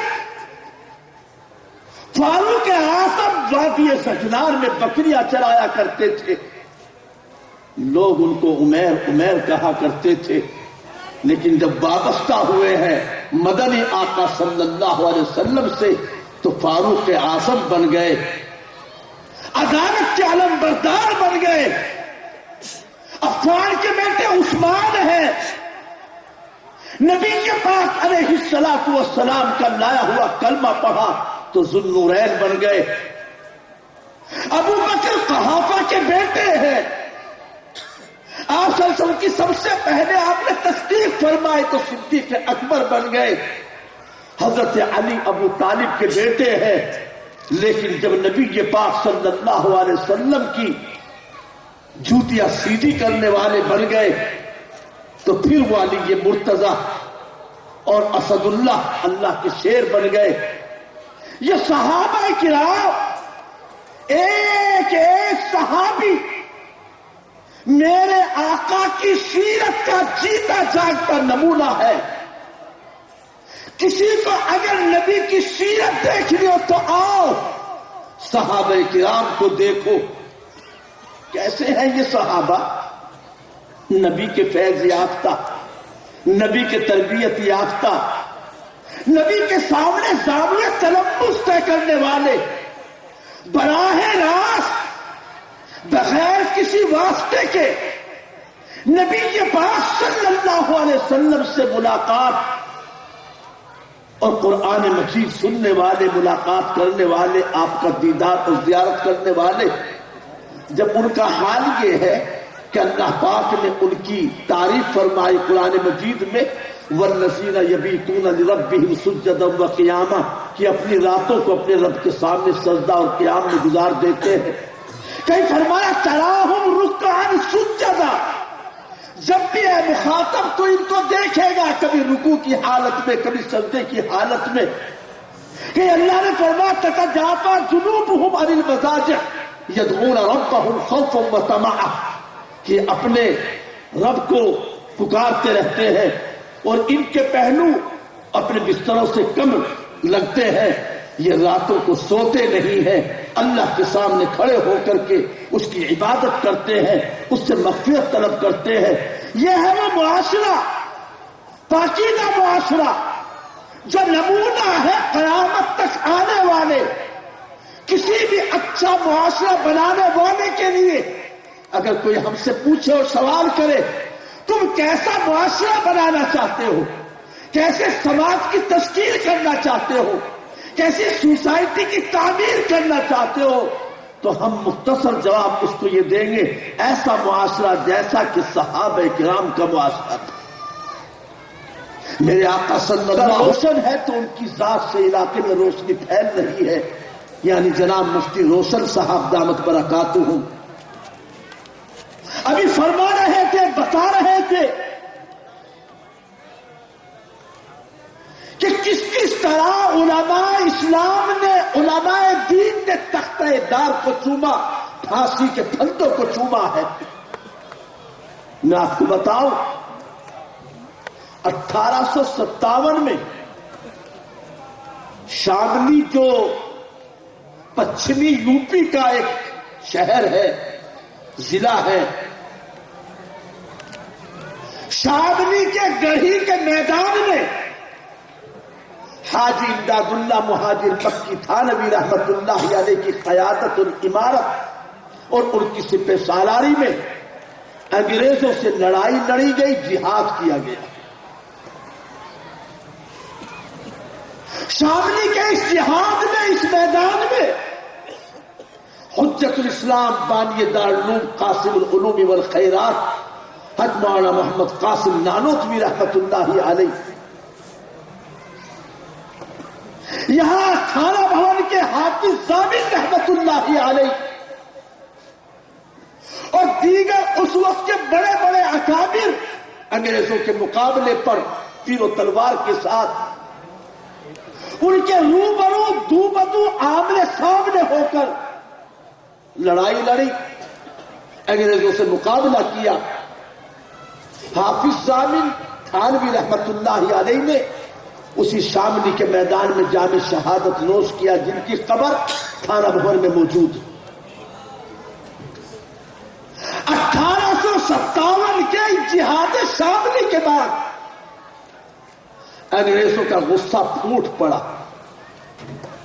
उनकी आतिश इंतकाम भड़कने लगी, बदला लेने का जोश उभरने लगा। انگریزوں نے پالیسی بنائی، بڑی خطرناک بھیانک پالیسی.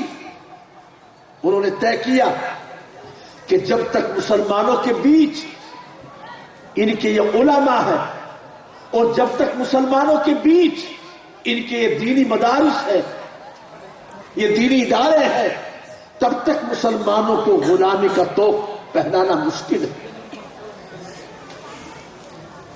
لہذا ان کے درمیان سے علماء کو، ان کے درمیان سے مدارس دینیہ کو مٹا دیا جائے، ختم کر دیا جائے. جب مسلمانوں کے بیچ علماء نہیں رہیں گے، مدارس دینیہ نہیں رہیں گے، تو پھر ان کو جذبہ جہاد، ان کو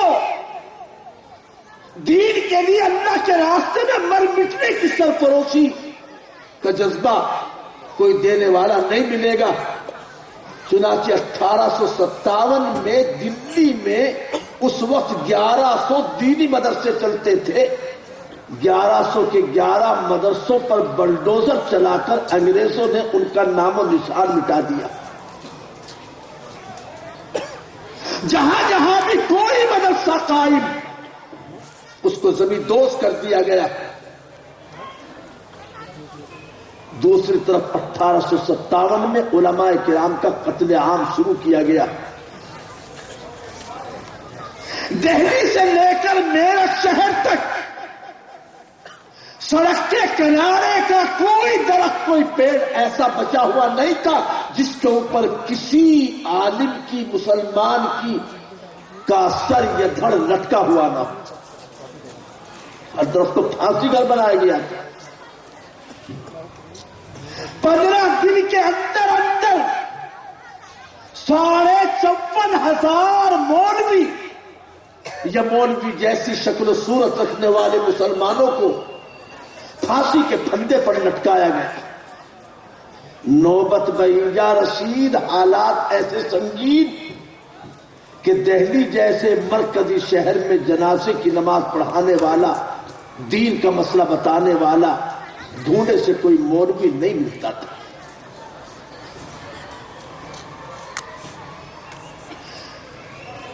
علم کی تمام شمعیں بجھا دی گئی تھی، تمام روشنیوں کو گل کر دیا گیا تھا. 9 سال کے بعد بچے کھچے، لٹے پھوٹے چند علماء کرام دیوبند کی ایک چھوٹی سی مسجد، چھتا مسجد میں بیٹھے، مشورہ کیا کہ ہندوستان میں دین اسلام اور مسلمانوں کی بقا اور حفاظت کے لیے ہمیں کچھ کرنا چاہیے، اور اس کا واحد ذریعہ مدرسے کا قیام ہے. چنانچہ دیوبند میں ایک مدرسے کی بنیاد ڈالی گئی، اسلامی مدرسہ قائم کیا گیا. کوئی لمبی چوڑی عمارت درسگاہوں کی ایک لمبی قطار، شاندار کوئی تعمیر نہیں. چھتا مسجد میں ایک انار کا پیڑ، اس کے پتوں کا سایہ، اسی سائے میں بیٹھ کر مدرسے کا آغاز. پڑھانے والا استاد ملا محمود اور پڑھنے والے شاگرد کا نام بھی اتفاق سے محمود. یہی انار کے پیڑ کے سائے میں بیٹھنے والا طالب علم دیوبند میں قائم ہونے والے مدرسے کا سب سے پہلا تلمیذ اور متعلم، آگے چل کر کے شیخ الہند بنا. حضرت شیخ الہند مولانا محمود حسن دیوبندی رحمت اللہ علیہ، جس نے انگریزوں کے خلاف ریشمی رومال کی تحریک چلائی. حضرت شیخ الہند رحمت اللہ علیہ کا فیض حضرت تھانوی رحمت اللہ علیہ کی شکل میں، مولانا الیاس رحمت اللہ علیہ کی شکل میں، حضرت گنگوہی رحمت اللہ علیہ کی شکل میں بڑے بڑے وقت کے اکابر علماء کی شکل میں پوری دنیا میں پھیلا ہوا حضرت شیخ مولانا محمود حسن دیوبندی رحمت اللہ علیہ نے جو ریشمی رومال کی تحریک چلائی انگریزوں کے خلاف، تو اس کا پردہ فاش ہو گیا۔ حضرت شیخ الہند کو مکے سے شریف مکہ کی غداری کی وجہ سے گرفتار کر لیا گیا، اور انگریزوں نے گرفتار کر کے مصر سے آگے جزیرہ ایک ٹاپو ہے مالٹا کی جیل میں ڈال دیا۔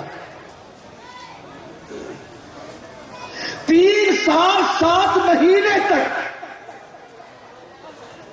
حضرت شیخ الہند اسی جیل میں قید میں رہے، اور وہی رہ کر آپ نے قرآن مجید کا ترجمہ، جو ترجمہ شیخ الہند کے نام سے جانا جاتا ہے، پڑھا جاتا ہے، آپ نے اس کو وہیں پر تحریر فرمایا، مرتب فرمایا۔ آپ پر مقدمہ چلایا گیا، آپ کے خلاف جرم ثابت کرنے کے لیے کوئی ثبوت فراہم نہیں کیا جا سکا، تو آپ کو رہائی ملی، اور آپ وہاں سے رہائی پا کر جب سمندری جہاز سے بمبئی تشریف لائے، تو ابھی آپ کو بہکانے کی، انگریزوں کے خلاف جہاد کرنے کے جذبے سے آپ کو عاری اور خالی کرنے کی سازش رچی گئی کہ انگریزوں نے ایک سپاہی جو مسلمان تھا کشتی کے ذریعے سے جہاز میں بھیجا، جہاز کے لنگر انداز ہونے سے پہلے گیٹ وے آف انڈیا تک آنے سے پہلے کہ تم جا کر کے یہ سمجھاؤ کہ حضرت آپ بوڑھے ہو چکے ہیں، ہڈیوں کا گودا پگھل چکا ہے، بال آپ کے سفید ہو چکے ہیں، اب آپ کیا جہاد کریں گے؟ آپ کے لیے کوئی خانقاہ بنا دی جائے، وہاں لوگ آئے، آپ سے مرید ہو، آپ ذکر کے حلقے لگوائے، اللہ اللہ انہیں سکھائے۔ خانقاہ کی ضرورت ہے۔ وہ سپاہی جو مسلمان تھا حضرت شیخ الہند کے پاس جہاد میں جا کر کے ملا، اور یہ بات حضرت کی خدمت میں اس نے رکھی، حضرت شیخ الہند رحمت اللہ علیہ نے فرمایا،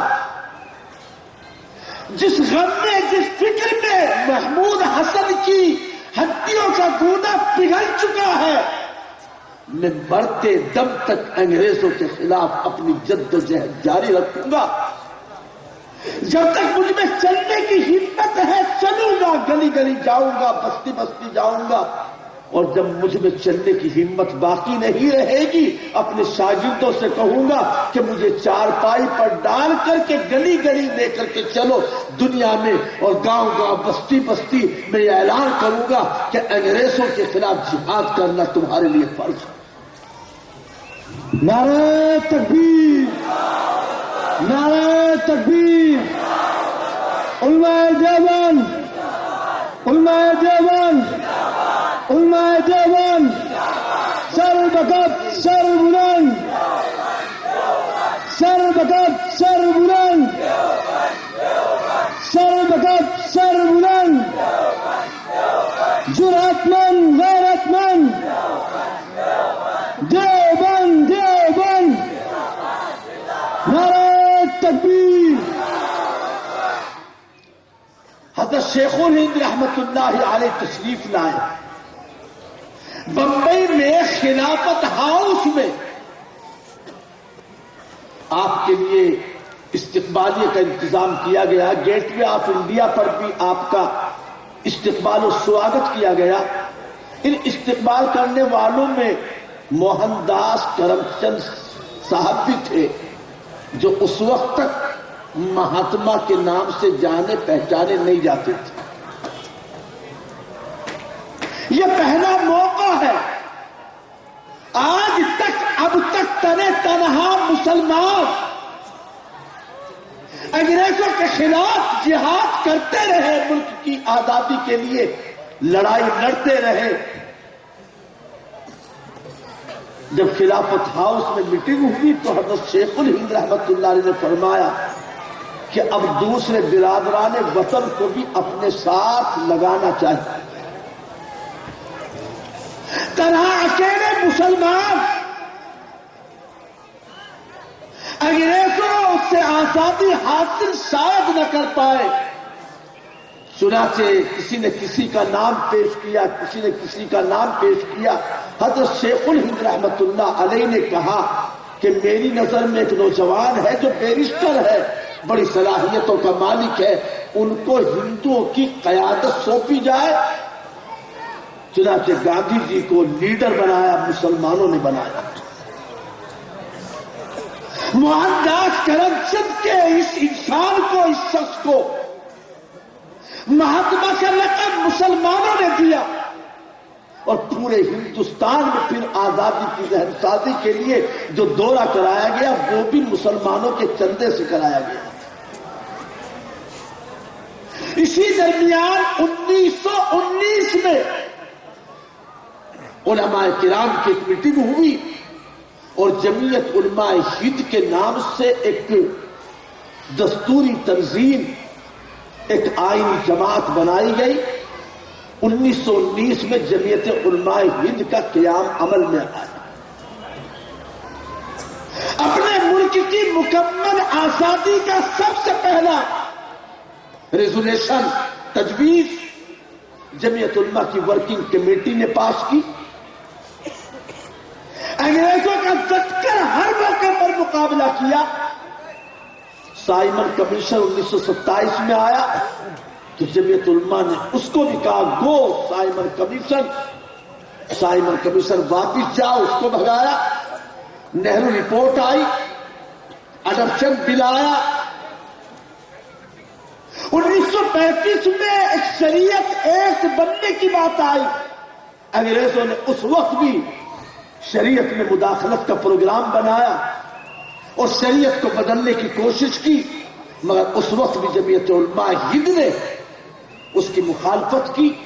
اور اللہ کا شکر ہے پھر باقاعدہ شریعت اپلیکیشن ایکٹ منظور ہوا اور انگریزوں نے بھی اس بات کو مانا کہ مسلمانوں کی شریعت میں، ان کے آئینی مسائل میں، ان کے شخصی قانون میں، ان کے پرسنل لا میں کسی بھی طرح کی کوئی مداخلت نہیں کی جائے. مسلمانوں نے خون کی قربانیاں دی، جیلوں میں زندگیاں گزاری، کالے پانی کی صعوبتیں برداشت کی، مقدمے چلائے گئے، جام شہادت نوش کیا. لاکھوں مسلمانوں نے شہادت کا جام پیا. برادران وطن بھی ساتھ آئے اور ایک وقت آیا کہ 15 اگست 1947 کو ہمارا یہ ملک آزادی سے ہمکنار ہوا. ہمارے ملک کو آزادی ملی. آزادی کے بعد ایک بہت بڑا حادثہ ملک کی تقسیم کا پیش آیا. جمعیت علماء ہند نے پاکستان کے قیام کی ہر موقع پر کھل کر کے مخالفت کی. ہم ملک کو تقسیم نہیں ہونے دیں گے، مگر یہ انگریزوں کی سازش تھی کہ مسلمانوں کو تقسیم کر دیا جائے تاکہ ان کی تعداد منتصر ہو جائے، ان کی قوت بڑھ جائے. جمعیت علماء کی کوششیں برابر جاری رہی. جلتی ہوئی آگ میں، بھڑکتے ہوئے شعلوں میں مولانا ابوالکلام آزاد امام الہند، مولانا حفظ الرحمان شہباروی، حضرت مولانا مفتی کفایت اللہ دہلوی دہلی کے علاقوں میں مسلمانوں کی داڑھی میں ہاتھ دے دے کر کے ان سے یہ خشامت کر رہے تھے اللہ کے لیے پاکستان مت جائے. لیکن جو جانے والے تھے چلے گئے، جو ہندوستان میں رہ گئے وہ سب کے سب ہندوستان والے ہیں، ہندوستانی ہیں.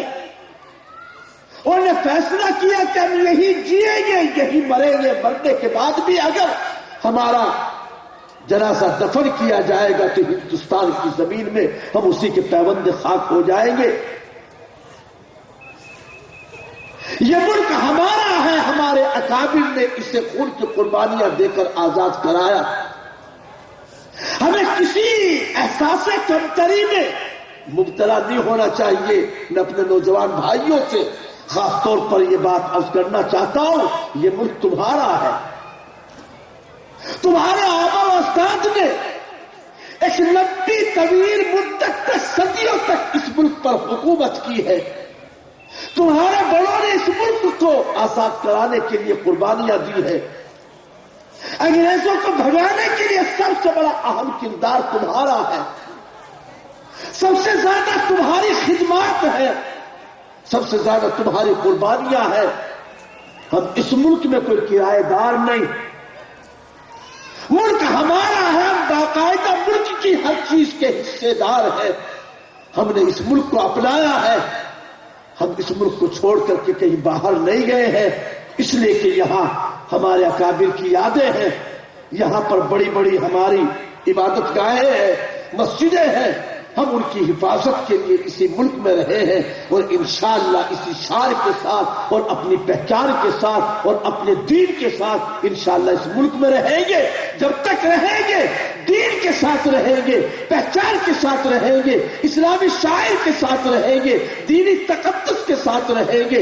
इंशाअल्लाह कभी वो दिन इंशाअल्लाह हम नहीं देखेंगे और अल्लाह हमें वो दिन न दिखाए कि जिस दिन हम अपनी दीनी शनाख्त के साथ अपने मुल्क में न रहे। मुसलमानों, तुम्हें अपने अंदर एहसास बुलंदी पैदा करना है। दुनिया को बताओ मुल्क हमारा है। दुनिया को बताओ हमारे अकाबिर ने कुर्बानियां दी हैं। दुनिया को बताओ कि इस्लामी शरीयत अल्लाह का बनाया हुआ कानून है। किसी दुनिया की असेंबली का कानून साज कौंसल का बनाया हुआ कानून नहीं।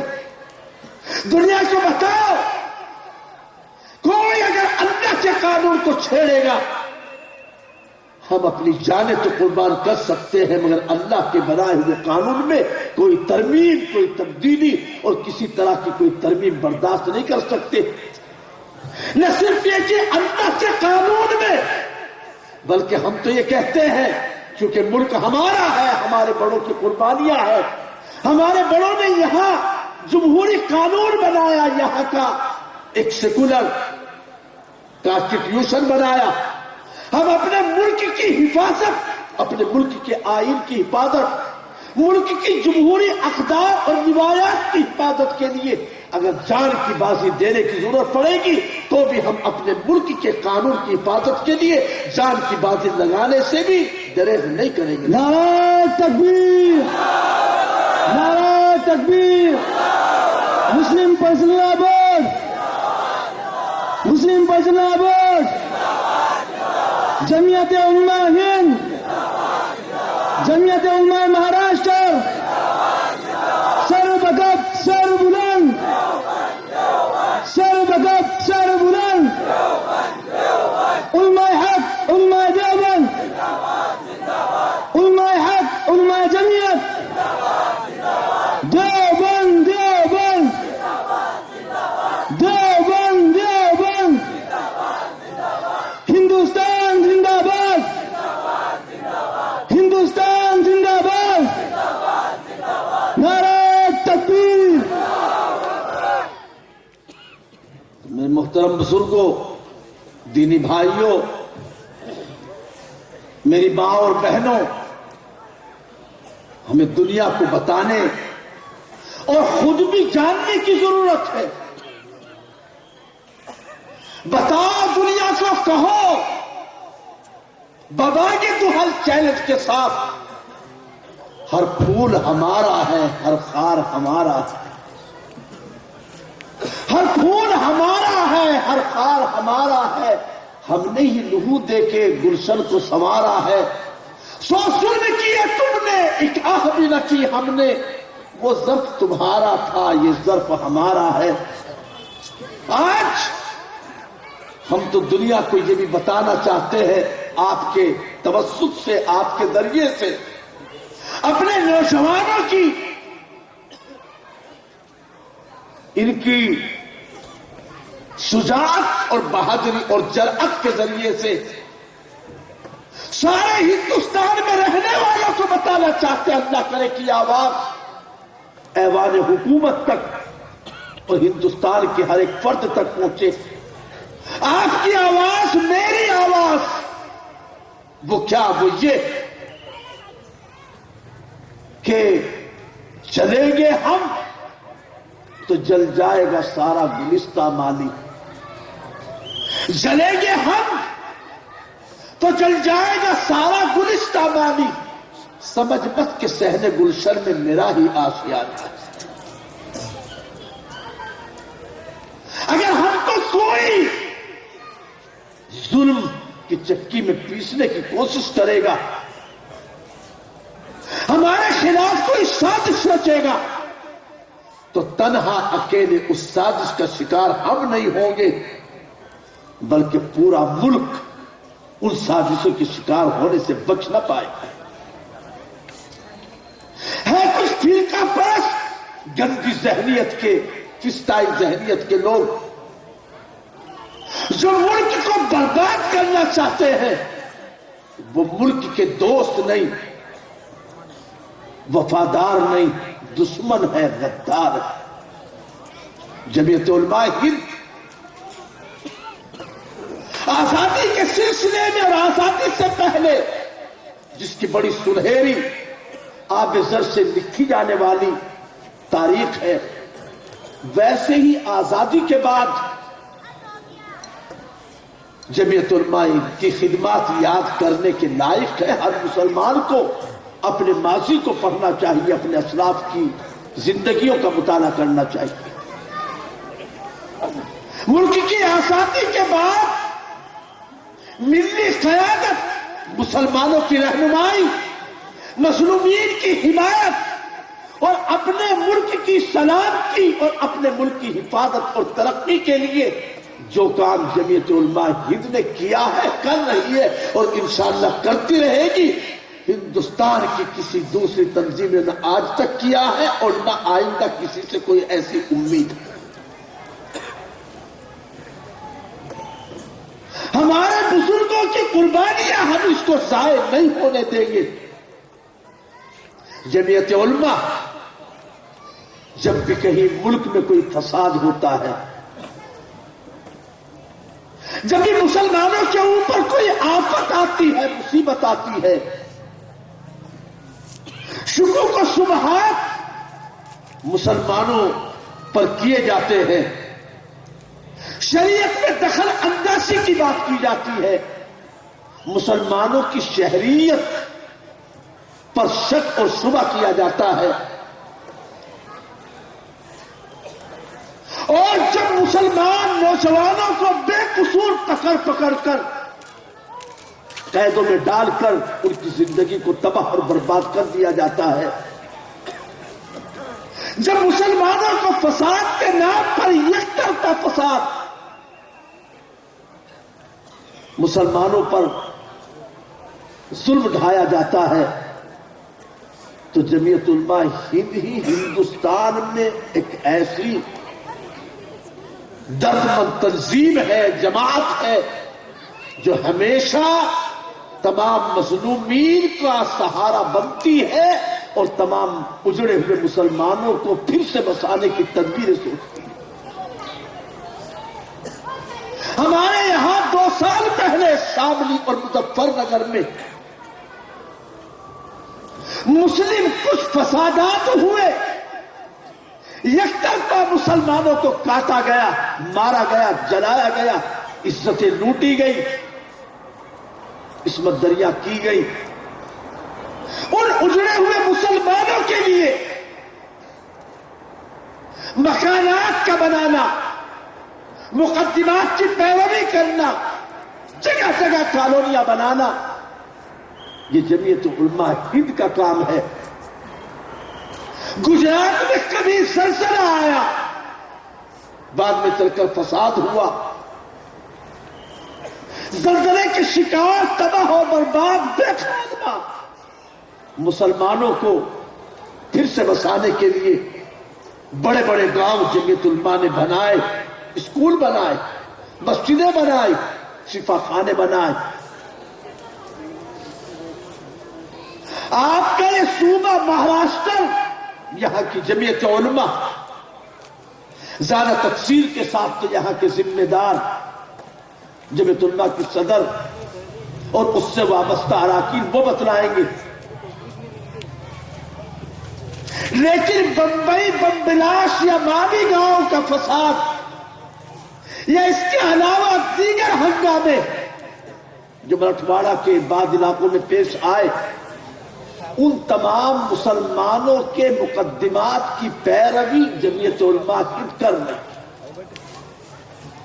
یہاں کے صدر محترم جناب حافظ ندیم صدیقی صاحب دامت برکاتہم، جو بڑے بہادر، جری اور منہ پر کہنے والے بات اور مسلمانوں کی سچی اور صحیح قیادت اور نمائندگی جمعیت علماء کے پلیٹ فارم سے کرنے والی ایک عظیم شخصیت، مجھے یاد نہیں رہا، دن میں انہوں نے مجھے فون پر بتلایا کہ مولانا جمعیت علماء مہاراشٹر مسلمانوں کے اتنے مقدمات 152 مقدمات عدالت میں لڑ رہی ہے، اور بعض مرتبہ ایک وکیل کی گھنٹے بھر کی فیس لاکھوں تک پہنچتی ہے۔ ایک بہت بڑے کوئی وکیل ہے، 1 گھنٹے کے 50 لاکھ روپے لیتے ہیں، جمعیت علماء دیتی ہے، جمعیت علماء نہیں آپ دیتے ہیں، جمعیت علماء آپ سے لے کر کے یہ کام کر رہی ہے۔ ایک لمبے عرصے سے مہاراشٹر کی جمعیت علماء مسلمانوں کی ترقی کے لیے، بہتری کے لیے، مسلم نوجوانوں کے فیوچر کو اچھا بنانے کے لیے اور ان کی اقتصادی اور معاشی حالت کو سدھارنے کے لیے حکومت سے ریزرویشن کا مطالبہ کرتی آئی ہے۔ پہلی جو حکومت تھی، اس حکومت نے مراٹھا سماج کے لیے 16% ریزرویشن منظور کیا اور مسلمانوں کے لیے 5% ریزرویشن منظور کیا، لیکن اس کے خلاف کوئی مقدمہ قائم ہو گیا۔ بعد میں آنے والی حکومت اس نے اس بل کو اپنے اسمبلی میں پیش ہی نہیں کیا کہ اس کو منظوری ملتی، اس لیے کہ ہمارے ملک میں انہی لوگوں کو کچھ ملتا ہے جو پوری قوت اور پوری طاقت اور پوری تعداد اتحاد کے ساتھ آگے بڑھ کر اپنا حق چھیننے کی ہمت رکھتی ہے۔ میں کہتا ہوں حق، اپنے حقوق کاسے گدائی لے کر، بھیک کا کٹورا لے کر نہیں مانگے جاتے، اپنے حقوق کو چھینا جاتا ہے، اپنے حقوق کے لیے لڑائی لڑی جاتی ہے، اپنے حقوق کو حاصل کرنے کے لیے ایجوکیشن کیے جاتے ہیں، اپنے حقوق کو لینے کے لیے اپنا اتحاد، اپنی طاقت دکھائی جاتی ہے۔ چنانچہ جمعیت علماء ہند نے، جمعیت علماء مہاراشٹر نے 15 دسمبر کو تحفظ شریعت اور مسلم ریزرویشن کے عنوان سے ناگپور میں ایک بہت بڑی عظیم کانفرنس کے انعقاد کا فیصلہ کیا۔ اس عظیم الشان کانفرنس کی کامیابی وہ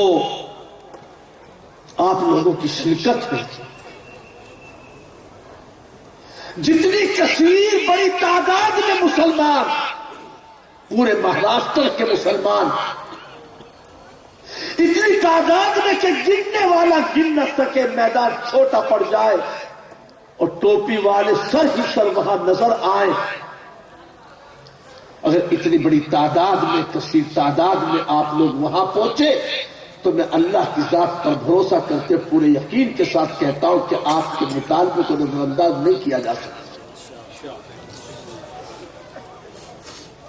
لیکن اگر آپ نے اپنے زندگی کا ثبوت نہ دیا،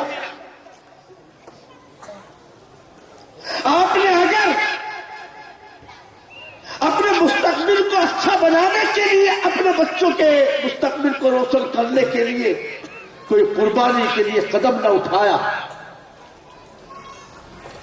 بغیر کچھ کیے، قربانی دیے بغیر دنیا میں نہ دنیا ملی نہ دین والوں کو دین ملا۔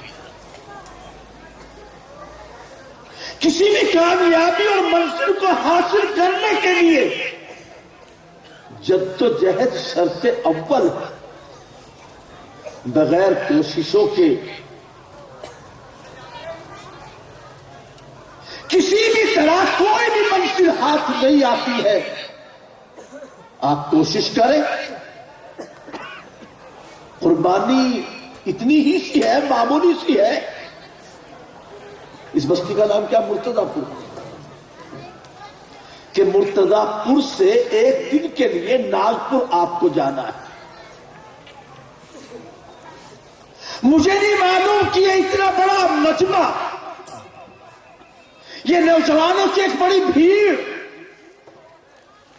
مجھ جیسے کمتر آنے والے ایک آدمی کے لیے، ایک انسان کے لیے آپ کا یہ والہانہ جذباتی استقبال، خالی یہی تک آپ کا یہ والہانہ عمل آپ کو کامیابی سے ہمکنار نہیں کرے گا جب تک کہ آپ آج کے اس جلسے میں اپنے ان عزائم کا ان بزرگوں اور علماء کے سامنے اظہار نہیں کریں گے پورے اعتماد کے ساتھ اور دل کی سچائی اور پورے خلوص کے ساتھ کہ انشاءاللہ 15 دسمبر کو 9 بجے سے پہلے پہلے ناگپور کا اندورا میدان ہم اپنے وجود سے، ہم اپنے سروں سے اس کو اتنا بھریں گے، اتنا بھر دیں گے کہ وہ میدان بھی تنگ دامنی کا شکوہ کرنے لگے گا، تب جا کر کے کامیابی کے امکانات روشن ہو سکیں گے۔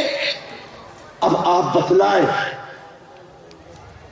کہ اس علاقے سے، قرب و جوار سے، مرتضی پور سے، آس پاس کی بستیوں سے یہاں ذمہ دار نہ معلوم کہاں کہاں سے آئے۔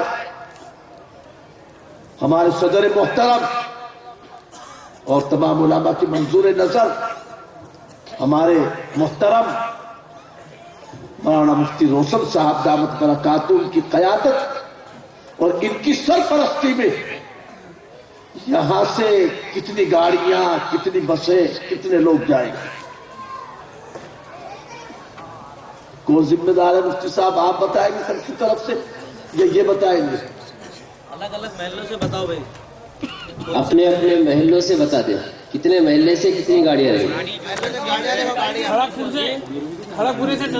15 دسمبر کو جمعیت علماء ہند کی دعوت پر اس عظیم الشان کانفرنس کو کامیاب بنانے کے لیے خود بھی جائیں گے اور اپنے دونوں ہاتھوں کی 10 انگلیوں کے برابر اپنے ساتھیوں اور دوستوں کی بھی تشکیل کر کے لے کے جائیں گے انشاءاللہ۔ یہ انشاءاللہ سچی والی ہے نا؟ یہ وہ جو بحث بیچنے گیا تھا اس والی انشاءاللہ ہے، سچی انشاءاللہ ہے نا؟ انشاءاللہ جی ہمیں تو مکمل پورے علاقے کی اکٹھی کر کے بتا دیجیے۔ عمری عرب سے 5 گاڑیاں۔ وعلى آل محمد كما صليت على إبراهيم وعلى آل إبراهيم إنك حميد مجيد اللهم بارك على محمد وعلى آل محمد كما باركت على إبراهيم وعلى آل إبراهيم إنك حميد مجيد ربنا آتنا في الدنيا حسنة وفي الآخرة حسنة وقنا عذاب النار ربنا ظلمنا أنفسنا وإن لم تغفر لنا وترحمنا لنكونن من الخاسرين ربنا عليك توكلنا وإليك أنبنا وإليك المصير ربنا لا تجعلنا فتنة للقوم الظالمين ونجنا برحمتك من القوم الكافرين اللهم ارحمنا فإنك خير الراحمين اللهم انصرنا فإنك خير الناصرين اللهم افتحنا فإنك خير الفاتحين اللهم انصر الإسلام والمسلمين اللهم انصر الإسلام والمسلمين اللهم اعز الإسلام والمسلمين اللهم انصر من نصر دين محمد صلى الله عليه وسلم واجعلنا منهم اللهم اخذل من خذل دين محمد صلى الله عليه وسلم ولا تجعلنا منهم. اللهم انصرنا فإنك خير الناصرين. اللهم اغلبنا على القوم الظالمين. اللهم اغلبنا على القوم المفسدين. اللهم ارحمنا فإنك خير الراحمين. اے الہ العالمین ہمارے گناہوں کو معاف فرما. اے ارحم الراحمین ہمارے حالات پر رحم فرما. اے پاک پروردگار ہماری جان مال عزت آبرو کی حفاظت فرما. مساجد کی، مدارس کی، مقابر کی، خانقاہوں کی، اسلامی شعائر کی، دینی شخصیات کی، دینی مراکز کی، تبلیغی مراکز کی حفاظت فرما. اے الہ العالمین ہمارے گھر کاروبار کی حفاظت فرما. ہمارے بچوں کی، نسلوں کی، ہماری اولاد کی حفاظت فرما. اے الہ العالمین ہمارے گھروں کو قرآن مجید کی تلاوت سے منور اور معمور فرما. ہماری نسلوں، ہمارے بچوں، ہمارے خاندانوں میں اسلام کے جاری رہنے کے فیصلے فرما. اے اللہ ہماری ماں بہنوں کو دیندار بنا دے، ہمارے بچوں کو دیندار بنا دے. اے اللہ جن حضرات نے، نوجوانوں نے، اس علاقے کے مرتضی پور بستی کے ذمہ داروں نے اس عظیم الشان جلسہ سیرت النبی و اصلاح معاشرہ کا انتظام کیا، اہتمام کیا اور اس جلسے کو زینت بخشی، اس جلسے کو کامیاب بنانے میں انہوں نے تعاون دیا. اے اللہ تمام معاونین کو اس کا دنیا اور آخرت میں بہترین بدلہ، اجر اور صلہ عطا فرما. اے اللہ جن نوجوانوں نے اس موقع پر اپنی اسلامی حمیت کا، دینی غیرت کا ثبوت دیا، آنے والے علماء دین کا استقبال کیا، اے اللہ ان نوجوانوں کی جوانی میں اے اللہ برکت فرما دے. ان کی جوانی کو سلامتی عطا فرما دے. اے اللہ دین کے لیے ہم سب کو قبول فرما لے. اے الہ العالمین تو دین کا محافظ ہے. اے اللہ تو دین کی حفاظت میں کسی کا محتاج نہیں ہے. ہم جانتے ہیں کہ تو ہمارا کسی کا محتاج نہیں، کسی کے بھی بغیر تو اپنے تمام کاموں کو انجام دینے والا ہے. سب چیزیں تیرے قبض و اختیار میں ہے، مگر اے اللہ تو اپنے دین کی حفاظت، اپنے دین کی حمایت، اپنے دین کی اشاعت اور اپنے دین کی خدمت کے لیے ہم گنہگاروں کو بھی قبول فرما لے. اے اللہ دین کی حفاظت میں ہمارا بھی حصہ مقرر فرما دے. اے الہ العالمین اس جلسے کو قبول فرما، آنے والوں کو قبول فرما، سننے سنانے والوں کو قبول فرما، جو باتیں کہی گئی ان باتوں کو قبول فرما. اے اللہ ہمیں اپنے بزرگوں کی قربانیاں، ان کو جاننے کا اور ان جیسا قربانی کا جذبہ اپنے اندر پیدا کرنے کا اے اللہ اس کی توفیق نصیب فرما. دین کے لیے مر مٹنے کا جذبہ نصیب فرما. اے الہ العالمین مسلمانوں کو ہر محاذ پر کامیابی عطا فرما. اے اللہ اسلام کا بول بالا فرما، مظلومین کی حمایت فرما، غیبی نصرت اور تائید انہیں نصیب فرما. اے اللہ ظالموں کو ہدایت دے دے، ان کے ظلم کی لاٹھی کو، ان کے غرور کو اور تکبر کو مٹی میں ملا دے. اے اللہ ان کو کیفر کردار تک پہنچا دے. اے اللہ دنیا میں جہاں جہاں مسلمانوں پر ظلم ڈھایا جا رہا ہے، برما میں، افغانستان میں، فلسطین میں یا دنیا کے کسی بھی خطے میں، علاقے میں، ملک میں، دنیا کے کسی بھی حصے میں، اے اللہ کسی پر بھی ظلم ڈھایا جا رہا ہے، اے اللہ اس مظلوم کی حمایت فرما، نصرت فرما اور ظالموں کو ان کے انجام تک، ان کے کیفر کردار تک پہنچا دے. اے پاک پروردگار ہم کہاں جائیں؟ تیرے علاوہ کوئی در نہیں ہے، تیرے علاوہ کوئی کارساز نہیں، ہماری کوئی مدد کرنے والا نہیں، کوئی ہمارا مولا نہیں. اے اللہ تیرا در ہے، تو ہی مولا ہے، تو ہی بہترین کارساز ہے، بہترین مدد کرنے والا ہے۔ اے اللہ، دنیا میں ہم اسی لیے مارے پیٹے جاتے ہیں کہ ہم تیرے نام لیوا ہے، تیرے حبیب کے امتی ہیں۔ اے اللہ، ہمارا قصور یہ ہے کہ ہم توحید کا اقرار کرنے والے ہیں، قرآن کے ماننے والے ہیں۔ دنیا ہمیں اسی لیے مارتی ہے، پیٹتی ہے، زد و کوب کرتی ہے، ظلم کی لاٹیاں برساتی ہے۔ اے اللہ، تجھے تیرے عزت و جلال کا صدقہ، اے اللہ تجھے تیرے اپنے مقدس کلام کا صدقہ، اے اللہ تجھے تیرے اپنے حبیب نبی کا صدقہ، اے اللہ تو ہم کو ان ظالموں کے ظلم سے بچا لے۔ اے اللہ تجھے تیرے نام کا واسطہ، اے اللہ تیرے مقدس نام کا واسطہ، اے الہ العالمین ہمیں معاف فرما دے۔ ہم جانتے ہیں کہ ہماری بدعمالیوں، ہماری اپنی کرتوتوں کی وجہ سے اے اللہ ہم پٹ رہے ہیں، ذلیل ہو رہے ہیں، رسوا ہو رہے ہیں۔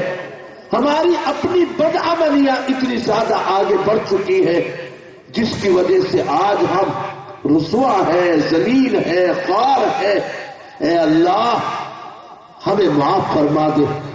اے اللہ تو ہمیں دینی عزت اور دینی منصب، دینی وقار اور دینی عزت عطا فرما دے۔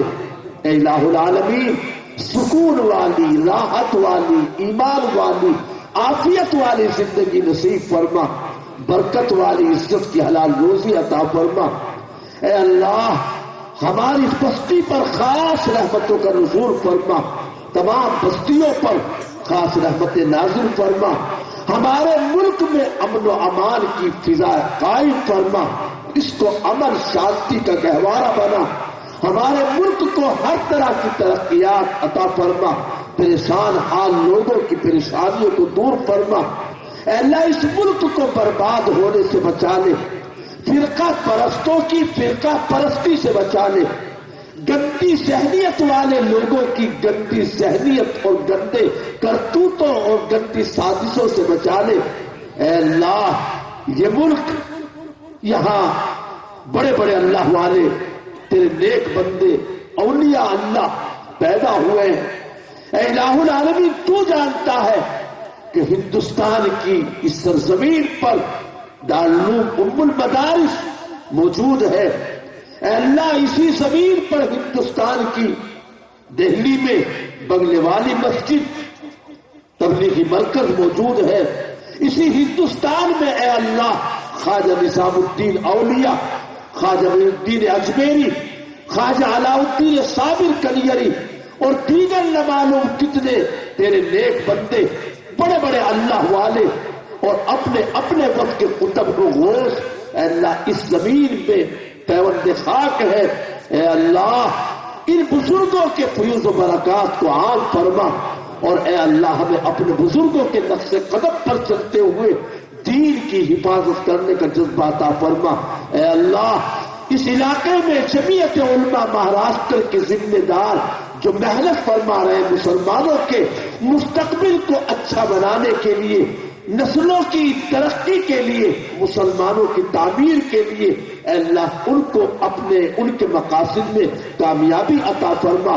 اے اللہ 15 دسمبر کو ناگپور میں ہونے والے عظیم الشان جمعیت علماء کی اجلاس جو مسلم ریزرویشن اور تحفظ شریعت کے سلسلے میں منعقد ہو رہا ہے، اے اللہ ظاہری اور باطنی اعتبار سے کامیاب فرما اور اس کے اچھے نتائج ہمیں اپنی آنکھوں سے دیکھنے کی توفیق نصیب فرما۔ اے الہ العالمین تمام بیماروں کو شفا عطا فرما، جو دنیا سے جا چکے ان کو کروٹ کروٹ جنت نصیب فرما، بیماروں کو شفا، صحت اور تندرستی کی زندگی نصیب فرما، بے اولادوں کو صالح نیک اولاد نصیب عطا فرما۔